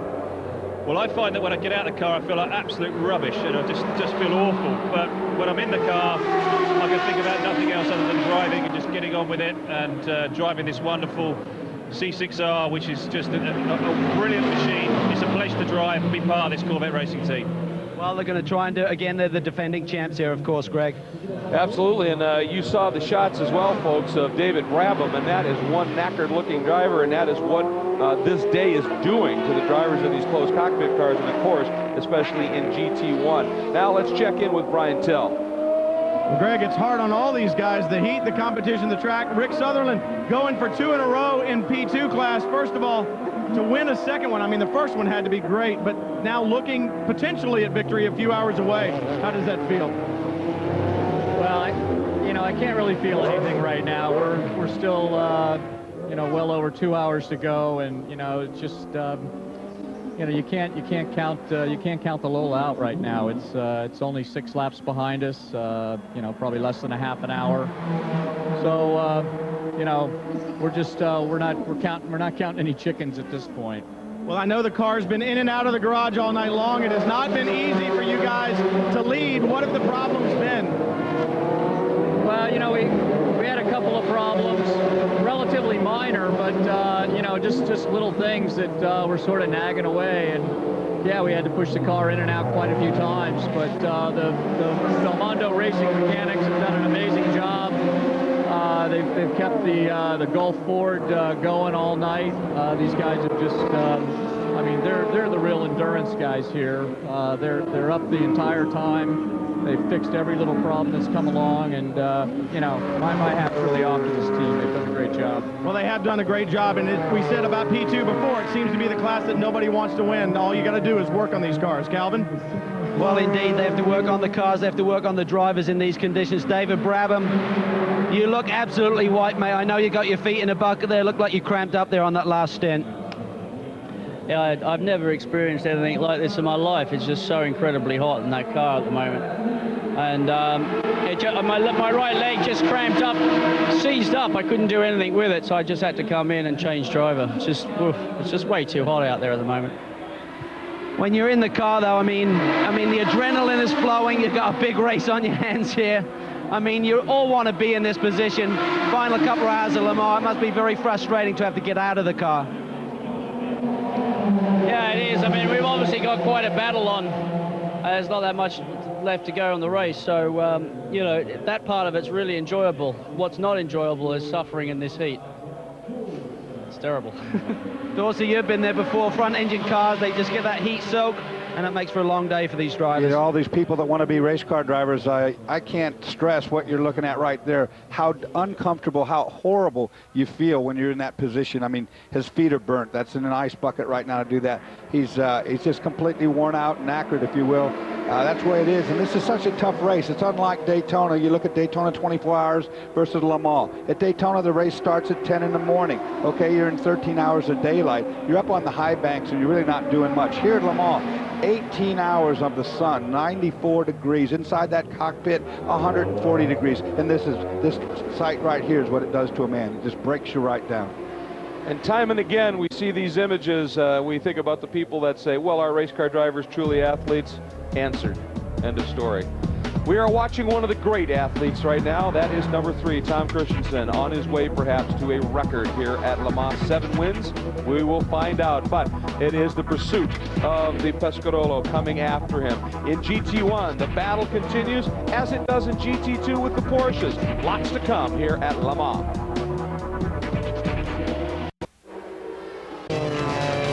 We are watching something very, very special developing here. We are watching right here. This is the Pescarolo Judd, Jean-Christophe Bouillon, and is throwing down laps depending upon traffic, anywhere from 3 to 7 seconds quicker than Christensen in the Audi, who is finding it as well on a clear track. And I think we have something interesting here. Obviously, Bouillon is just flat out going all the way, but when they put Christensen in the car with 3.5 hours to go, it was reminiscent to me of the old cliche in stick and ball sports when they always say, if you're a champion, you want the ball when it gets down to the end of the game. Seems to me that is exactly what Christensen has going for him right now. He wants it at this point, and this point is exactly now 2.5 hours remaining here at the Circuit de la Sarthe for the 24 du Mans. And here is where we sit. Top 3 in each of our classes. In LMP1, Tom Christensen leads in the Audi, but Bouillon is flying and coming in the number 16 Pescarolo Judd. In third, a few laps back, the team car, and it is in the hands right now of Alan McNish in the number 2 Audi. In LMP2, well, Rick Sutherland, we talked to him along with Belmondo and Didier Andre in the number 37 Courage Ford leads over the Lola MG and the team Courage Ford number 36 in the GT1 division. The Gavin Beretta Magnussen Corvette, now down really to Gavin and Magnussen leads, but it is not that much of a margin. The 2 Aston Martins coming on strong. Obviously, David Brabham telling us about just the horrible time inside the car in terms of heat. This is when it all comes to bear here. And in GT2, very interesting story developing. Number 71 out front, the Lieb Hendry Rockefeller entry over the number 90 Bergmeister Long Bernhard Porsche. A couple of ticks back is the number 80 Van Overbeck Pishnik Racing Flying Lizard entry. And it is in that class, perhaps, where one of the more interesting stories is starting to develop. For more on that, let's check in with Brian Till. Greg, it's all going to come down to maybe just one extra pit stop for the boys on the 71 team, the Alex Job team. Just spoke to Mike Rockefeller a few minutes ago. He's getting ready to get back in the car. Mark Lieb will bring the car back in one lap for another pit stop. They believe they're going to have to do one extra stop over the 90, the Peterson White Lightning boys, so they've got one extra stop. They also don't know whether Leo Hendry is going to get back in the car, and Leo, a longtime supporter of racing, been to Le Mans several times. He's a great guy, but obviously does not have the pace of the 2 Porsche factory drivers. With the one extra stop that the 71 car will have to do, that should put them nose to tail with the 90 car on the last lap if they continue to run the pace that they're running right now. If Leo gets in the car and the pace falls a little bit, it could hand the victory to the 90 car. So a lot of strategy, a lot of thinking going on down here with Alex Job, trying to decide what they're going to do. We'll have to wait. It'll all come down to just one more pit stop. Andrew? Yes, indeed, and strategy here in the champion pit. I understand that Tom Christensen will make 3 more pit stops. He is going to stay in the car until the end. A third of those pit stops will be a short fueling pit stop, so that will be a very, very quick one.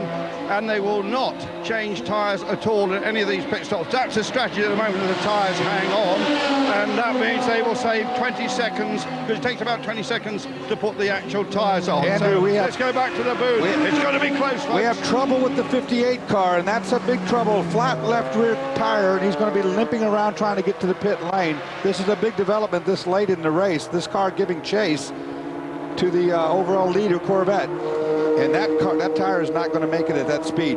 The driver's going to have to slow down. If he doesn't, he risks the delamination of the tire. That will take the rear body work and just shred it to bits. Peter Cox behind the wheel of that car right now, sitting 3rd in class, and they had their problems, had a longish stop that had dropped them back just a lap, but they were definitely making up some time and perhaps getting ready to rejoin the battle on the same lap. That has come to naught. This is devastating for this car, and on an 8-mile circuit to have a flat tire. You can't believe how, there goes hard of the tire right there. It's ripped in half. That part's no longer a problem, but now the inner part of the tire that's still left on the rim, is it going to shred apart and kill the bodywork? Right now, that was over the Mulsanne hump, so there's a long, long way to go. That's the Mulsanne corner, so a long time for him yet to be able to get that car around, and of course losing precious time at every tick here as he comes through the Mulsanne corner. Long, long run. First page of the leaderboard up into the 6th position. We haven't heard a lot about, but that Zytek has, after an early problem, has been running very smoothly, very quickly, and sits right there in the top 5. Now, we take a look at 7th through 12th. The 59 to 58 now in trouble. Beautifully falling into place perhaps for the 63 Corvette to have a shot at the podium. Another couple of P1 cars, and then our GT2 class leader, 12th overall.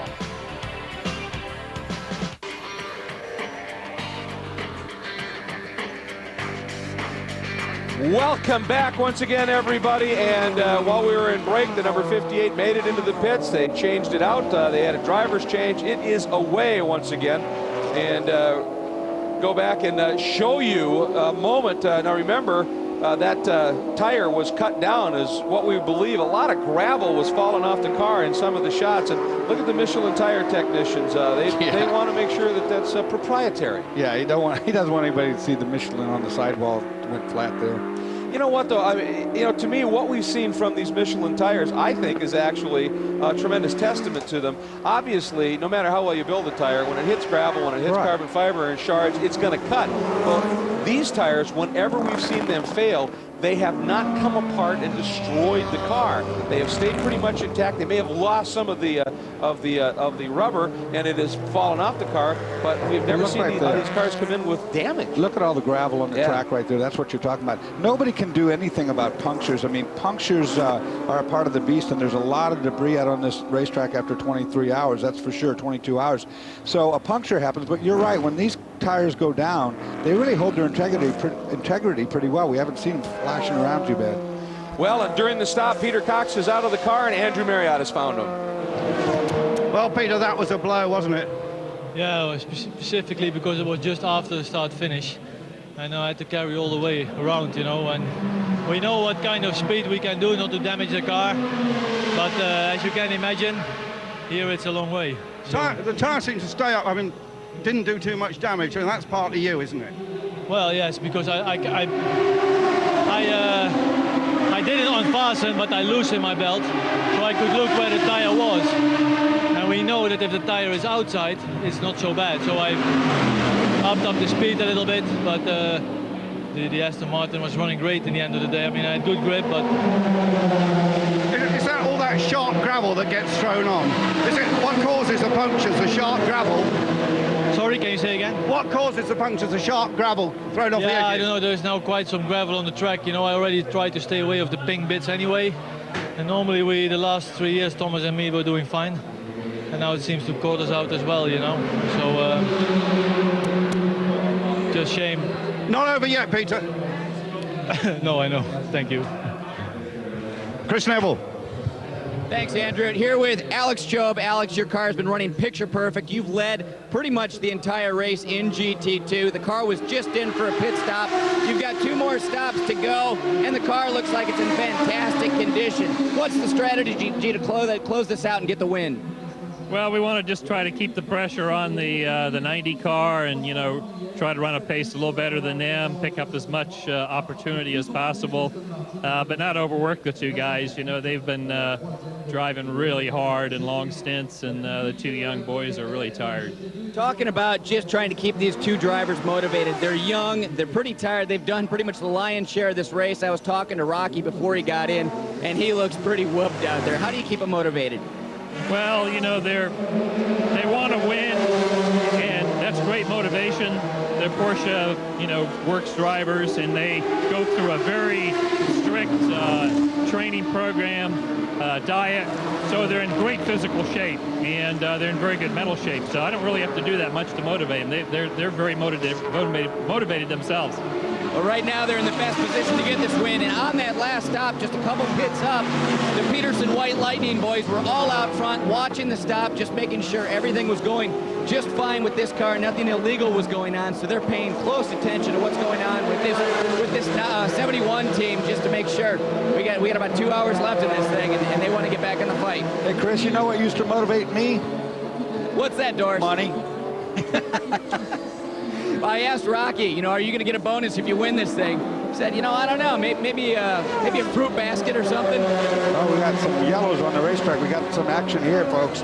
We got debris flag. That's our 16 second in spot, but I don't know what that was I for. think they're cleaning the nuggets off the track where that car went off there is what I'm thinking, because but you saw a debris flag, you saw a bunch of corner workers out there covering themselves with waving yellows. I didn't see a car there, Greg. I didn't either, and I think you're right. And of course, the misfortune in racing, let's take a look here. So you see how the corner workers pushing him to the inside of the racetrack. Go over that way and be cautious, slow down, we're working here. And track looks pretty clean right there. There's the debris flag, the yellow and red. It's going to be they're oil sweeping. flag. They're certainly sweeping in that area. Yeah, you can see the junk right out there. Of course, we talk about Arnage all the time. Yeah. There's just no room for air to go off there. Well, and you know one thing, the misfortune for one team in racing is often the good fortune for another, and certainly for the number 58 Aston Martin, picking up a cut from one of those is a bad news, but for the number 63 Corvette, those boys may be thinking, hey, there's velocity yellow in them there, Nuggets, so maybe a shot for the podium. Here's our Mobil 1 race recap here at Le Mans. The Audis running first, third, and fourth. Christensen going for the outright overall wins record. What a story if he gets it. Number 16 Pescarolo from pole back to 16th, now second, and Hunting coming on strong. The 17 Pescarolo is out. 21 cars out of the 50 that started are out of the race here at the 73rd running of the Aventador du Mans. We'll be right back.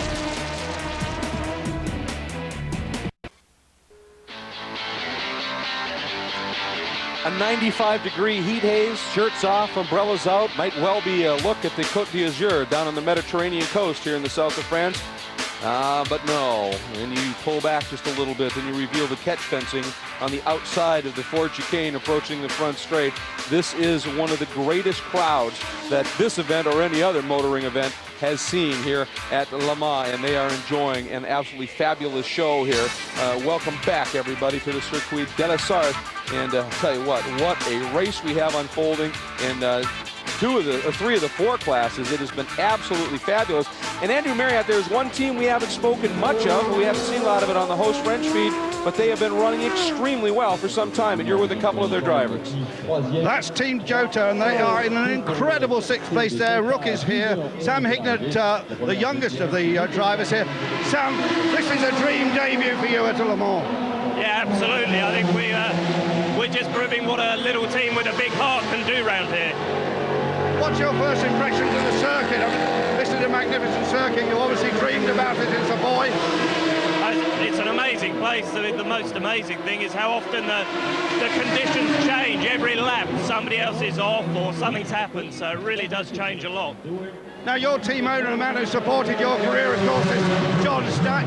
John, this is just a dream for you, I suppose. You come from a little team, you're based on a little farm, and here you are running in sixth place overall, battling with a Corvette. Amazing!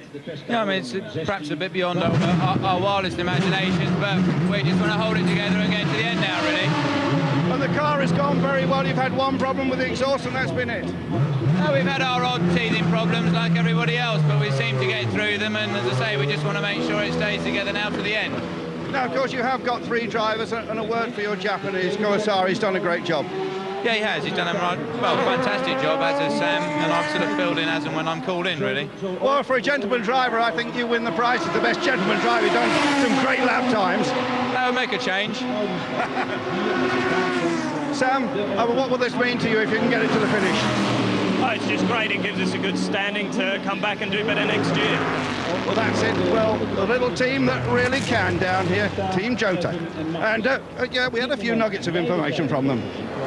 All right, thank you very much, Andrew. And while that interview was going on, you saw the number 58 Aston Martin come through the Ford chicane onto the front straight, and then in the back of the shot, you saw this car, the number 63 Corvette. That is the margin in the battle for the final podium spot, third in the GT1 division. The margin officially 7.6 seconds as a result of the problems for the 58 Aston Martin. That final podium spot well and truly up for grabs. And when we come back, the battle for the overall podium, the top step between the Pescarolo and the Audi, will be visiting with Emanuele Collar.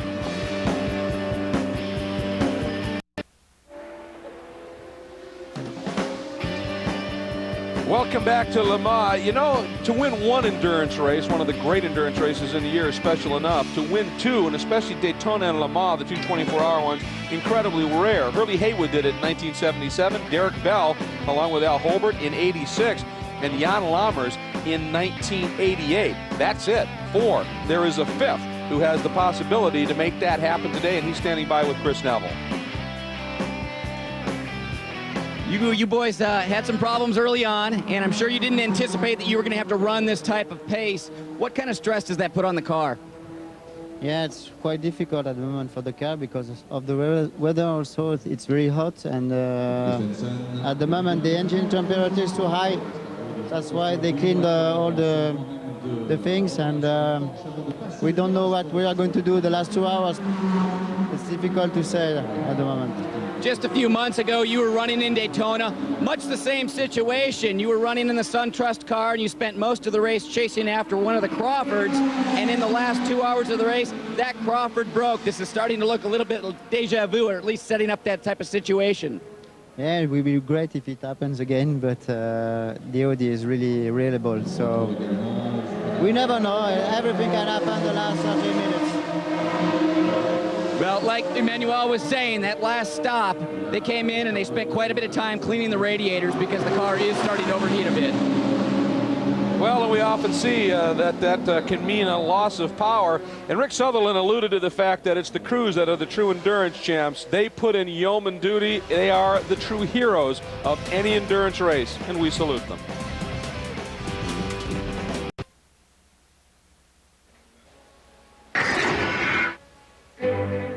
It's extraordinary to think where this event started and how far it has come. But one thing remains the same. Since 1923, French country roads become one of the world's best racetracks every year. The traditional sprint to the car Le Mans style start may no longer be a part of the event, but the same spirit, passion and emotion to be the best on this 8.5-mile track for 24 hours is still the driving force. The view for the drivers remains the same, exhilarating. The clock still ticks for the same duration. The faces, names and cars may have changed, but the motivation to be etched in Le Mans history is unparalleled. To win the French Classic is simply a driver's dream.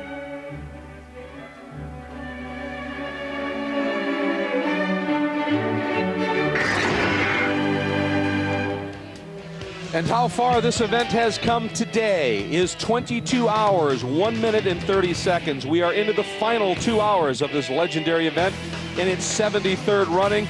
And once again, the artists here, the drivers and the teams have painted another masterpiece we are right in the middle of. Let's take a look at our class leaders in each of the 4 divisions. The top 3, it is Tom Christensen. We'll be talking more about him in just a minute. A great story that's unfolding. The Pescarolo Judd in full pursuit mode, lapping so quick, but do they have time on their side? The third car in the LMP1 division, the teammate to the number 3 Audi, but a few laps back. In LMP2, it is the Belmondo Courage Fords, first and third. Right in the middle of them is the number 25 Ray Malek Limited Lola MG. That is the class right now where the margin is at its biggest. Then we go to GT divisions. In GT1, it is the Gavin Beretta Magnussen, number 64 Corvette leading, but it is hanging on right now over the 59 Brabham, Saracen, and Turner. Aston Martin, the number 58 entry, having a little bit of a problem, and the battle for third now with the 63 Corvette, very close indeed. And in the GT2 division, we continue to see the number 71 Alex Job Racing BAM entry hanging on with Rockefeller lead, doing the majority of the work, and Leo Hendry just running a great program. The number 90 Porsche close, and then back a little bit, the number 80 Flying Lizard Porsche sits in the 3rd division. Now, we talked a little bit about what is unfolding with Tom Christensen. He is on board the number 3 Champion ADT Audi. He has been on board now since the last driver change with JJ Lehto. They anticipate he will go to the finish, which would be about 3.5 hours, and it would be a 7th win if he hangs on. His first one came in 1997 with the Yost Porsche, the TWR Open Cockpit Spider. Then in 2000, with the advent of the Audi R8, he was part of an amazing race teamed with Frank Biela and Emanuele Pirro. It was a repeat in 2001, again with Biela and Pirro. It was a race that had its moments for sure, but for the Audi and their drivers, absolutely phenomenal. And a three-peat in 2002, his 4th win, again teamed with Biela and Pirro in the Audi R8. In 2003, he won again in a Bentley. He has been in the right car at the right moment every time, and that magic moment for the Bentley team.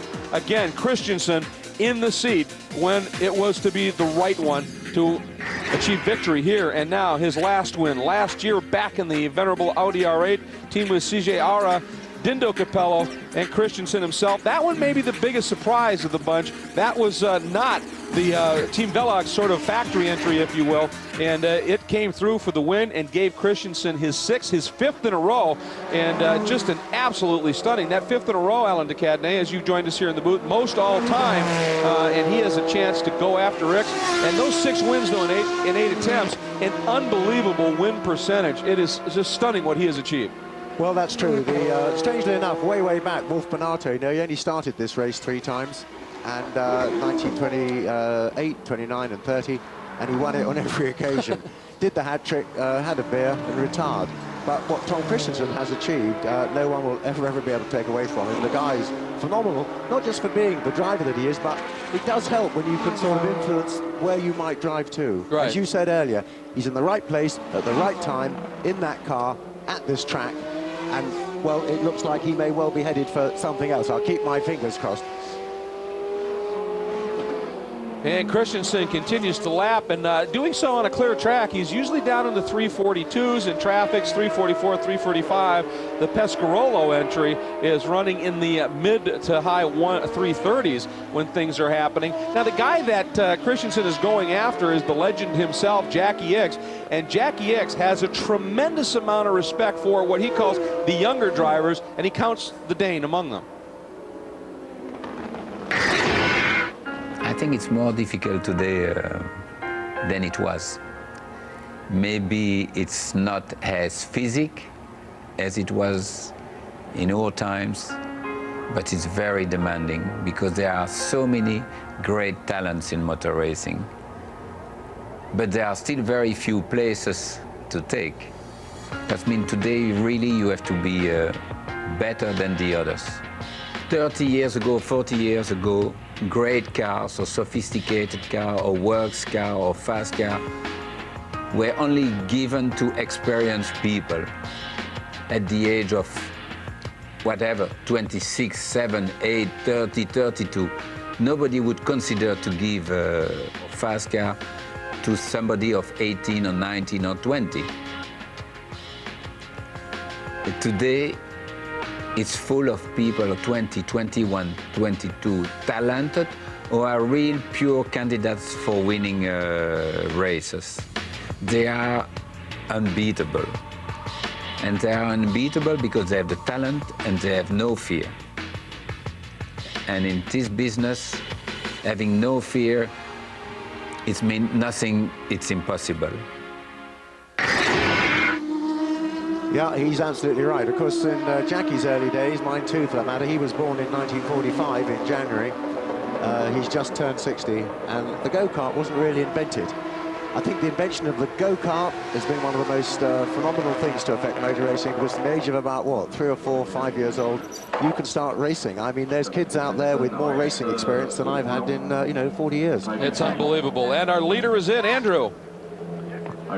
Yes, indeed he is, and the big thing to watch for here is whether they throw another set of tyres at it. They're hoping they're not going to. They're just looking at the tyres now, and I rather suspect they won't. Remember, this is going to save them some 20 seconds. You have to say these last few laps, Tom has absolutely driven his socks off, and he's been able to keep that Pescarolo behind, and it can make all the difference, and off he goes, and he is back for another just 2 stints now. Well, the thing that is going to help him, along with that fast stop and not doing the tire change on the last lap, Bouillon could only pull a 3:44, 3 minutes 44 seconds, obviously well hung up in traffic, and that is the kind of break that the Audi wants right now to help ensure that it has the margin at the finish.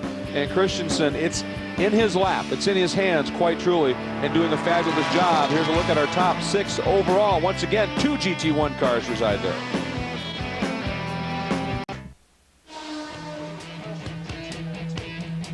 After the donuts, after the champagne, NASCAR Victory Lane brings you exclusive post-race interviews, highlights, and recaps directly from the winner's circle. You can join the post-race party on NASCAR Victory Lane tonight, 8 Eastern, only on Speed. Welcome back to Le Mans, everybody, and we continue to watch the progress of Tom Christensen. Alan, as we were going to break, we were talking about, you talked about the go-kart and the advent of what that has done for the young driver and the experience, but also there's another element as well in terms of technology. It's called data. Yeah, precisely. You see, because today a young driver who may have natural skills and ability, he's been a go-kartist, he doesn't have the experience now how to set a car up necessarily, because on a go-kart there's not a lot to set up. All the wonderful electronic gizmos that are available to him and his engineer help him get the most out of his car. Now, someone like Jackie Ickx was a natural at setting up a car. That's why he was so brilliant, and he could get the very, very best out of his car. Well, you see, in his day, early on in his career, you didn't have all these wonderful things we have today, which is why we get younger people now putting up such a fantastic performance. One of whom, by the way, I think is ready down there to talk to us, Timo Bernhard, who's driving a GT3 Porsche here. I know you won the class here in 02. Timo, are you down there? I'd very much like to speak to you. Yes, I hear you. Good. Now, you look pretty cool and calm and collected there. I mean, you've obviously been enjoying yourself. How's it been for you out there? It's obviously very hot out there, and it's not so easy. And the night was not as cool as it was in the previous year, so no cool out for us. And I did double stints, and yeah, to get our stints done. And actually, we're still fighting with the BAM car for the victory, and I think we're now 3 minutes behind. It's not as close as it could be to still get close to them and to fight for the victory. But I guess we should stay in touch, and maybe if they have a problem, we'll be right there. I think that's about all you can do, isn't it? Just keep hanging in there, and if anything goes wrong, the slightest hiccup from them, you'll be there. Exactly, that's the plan. That's why Jörg is now in the car, and he tried to push a little bit more, and I will go in the last stint to put some pressure on them, and maybe they do mistake, whatever. You can never know. You're dealing with a little bit of a handicap still, aren't you? You have to be a little careful with the engine at this point, don't you? Actually, I think we're running flat out now, like the whole race. We had pretty much pushing. We had to push because the BAM car was really fast here the whole week, and there was no other chance for us to stay in touch with them. Well, you guys have done a fabulous job, obviously, from the recovery from the incident early in qualifying, and just staying in the hunt and then being very, very quick, overcoming the obstacles. Congratulations to you, certainly, and we look forward to a great run to the finish. Wherever you end up, congratulations. You guys have really proven to be something special here at Le Mans. Nicely done, sir. Thank you. All right, we appreciate you taking the time to come by and visit with us. That's young Timo Bernhard, one of those drivers Mr. Ickx was alluding to, the young, tremendously talented up-and-coming superstars. Sitting third in the category right now is the Flying Lizard entry. That is the number 80 Porsche, and I believe Chris Neville has one of the 3 drivers, another American. Greg here with team principal and driver Seth Nyman. Seth, this is your first time and the team's first time to Le Mans. You've got to be pretty happy right now trying to hold on to this 3rd place in GT2. Oh yeah, we're very excited. Obviously, coming to the Le Mans for the first time, our only real objective was to get here and try and run well and hopefully finish. And we're still working on that plan, and to be in third place, though, is an added bonus for sure. You had a couple problems early on, which put you a couple laps back, but you're right in this hunt for the podium. And this is a team that doesn't have any Porsche factory drivers. You got 2 cars in front of you that are full of Porsche factory drivers and a car behind you right now. Do you think that kind of puts you at a disadvantage? Well, I think, no, I don't think it does. I mean, obviously, the cars in front of us, Timo, Mike Rockefeller, Mark Lee, Bjork, etc., they're great drivers. But I think Johannes Van Overbeck and Lonnie Petschnik have shown that they can match their pace under the right circumstances, and so far that's what's been happening here. Great showing for this rookie team. Very well-funded team, great equipment, great drivers, looking strong all race long.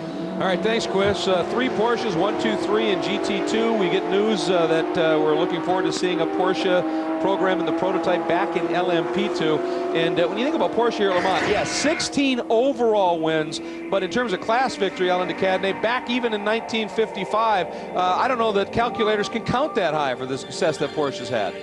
Well, yeah, you're absolutely right. I mean, they kicked off in the early 1950s there with their little coupes, little 356As, and then these 550A Spiders came in, and they completely and utterly revolutionized the light prototype way of racing cars, because these things weighed nothing and they were super reliable, and you knew they'd finish, and the bigger cars only had to just take a bit of a hiccup and those little Porsches would be in there. And back in this era, one of the real prized trophies at this event was something called the Index of Performance, which the Porsches regularly won, correct? That they did, absolutely. It was a weight versus horsepower and engine capacity, and they regularly won it. They were absolutely brilliant at it. Their engineering has always been superb. That's Mike Hawthorne, by the way, in the middle there. Just a remarkable history for Porsche here at Le Mans. Of course, their wonderful 16 overall victories, but as Alan said, long before the glorious 917er and that first overall win, Porsche was already well on the way to revolutionizing prototype racing and making a very special mark on this legendary event at Le Mans. And there's some of the crews that found a little bit of open garage space and a little shade to watch the last hour and 42 minutes. Your day is done now. You got out of the car for the last time. How do you feel? It looks as if you're going to finish third. I mean, do you feel disappointed? What do you feel? Well, third at Le Mans is a fantastic result in anyone's book. There's no question about that. There's a tinge of disappointment, I would have to say, if we do end up finishing in that position, because I think we had the capability for something a little bit better. However, that's the way Le Mans sort of shuffles the dice sometimes. It runs with you sometimes, sometimes it doesn't. Part of the reason for that is when you went off. We don't really know, we didn't have the mystery solved. What happened when you went off earlier on? It was at the end of a triple stint on the tyre, and it was actually my in-lap. And coming into the second chicane, it locked the right front just momentarily. But then on the straight afterwards, what I thought was pickup of the tyre came through the louvers and the bodywork, but in reality it was actually the whole tread of the tyre that came off. And but next time I turned into a left-hand corner, which was in Indianapolis, I was driving on a steel belt instead of some rubber. Alan, you'll be back here to try and win this next year for your second time. Yeah, I've been 1, 2, 3 in the podium if we manage to finish third here today. And I'd like to get that centre one. That's the nicest part of it all. Thank you. What a great guy, isn't he? Yeah, magic little man, and I think he also had some stints there that he can feel very, very proud of. What a contribution to any professional team that guy is.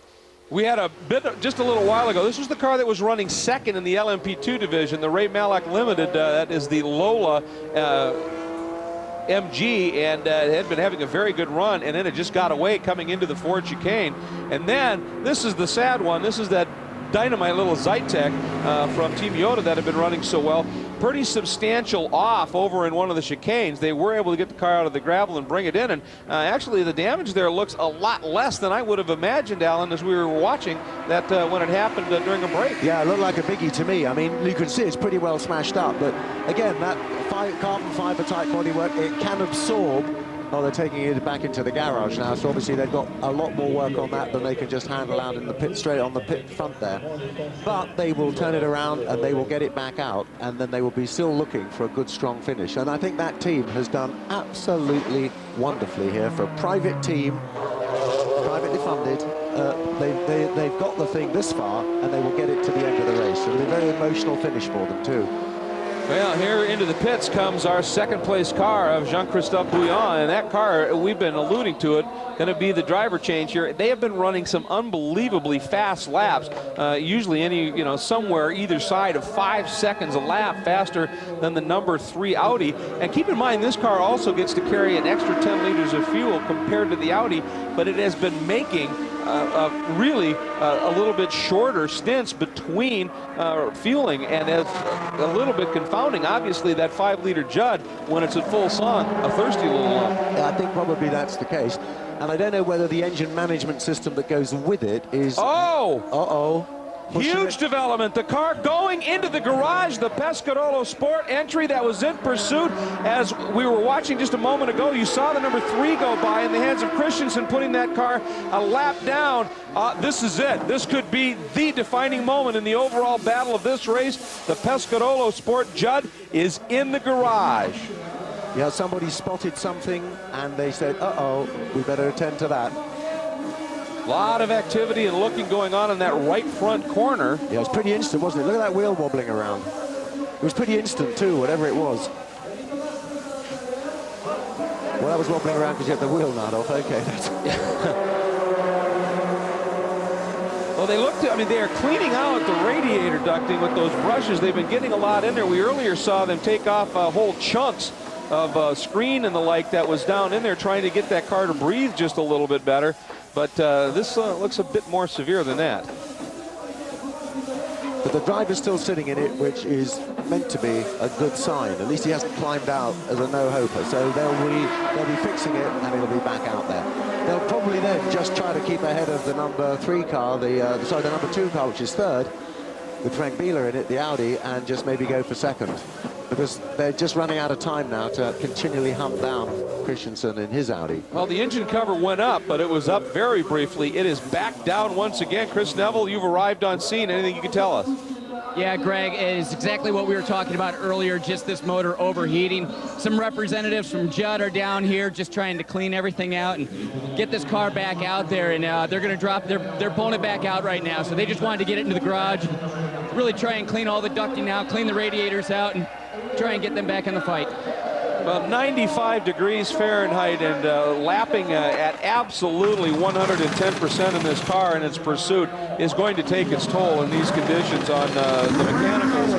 And quickly get that started up, and that car is back out. It has lost hugely valuable time, Alan, yeah, but at least it is running. Well, you see, we were talking about, Alan Manish was talking about pickup on his tire. You can pick up everybody else's rubber and stones and grit and nonsense on your tires, causing you a lot of problems, out of balance tires, and ultimately maybe bodywork failure when it flies off. But if all that rubbery stuff and grit gets back into the radiator area, well, it can clog that up. You can end up with a radiator that's maybe only working at 2/3 efficiency. And today, in these temperatures, well, they need all the air through those radiators they can get, let's face it.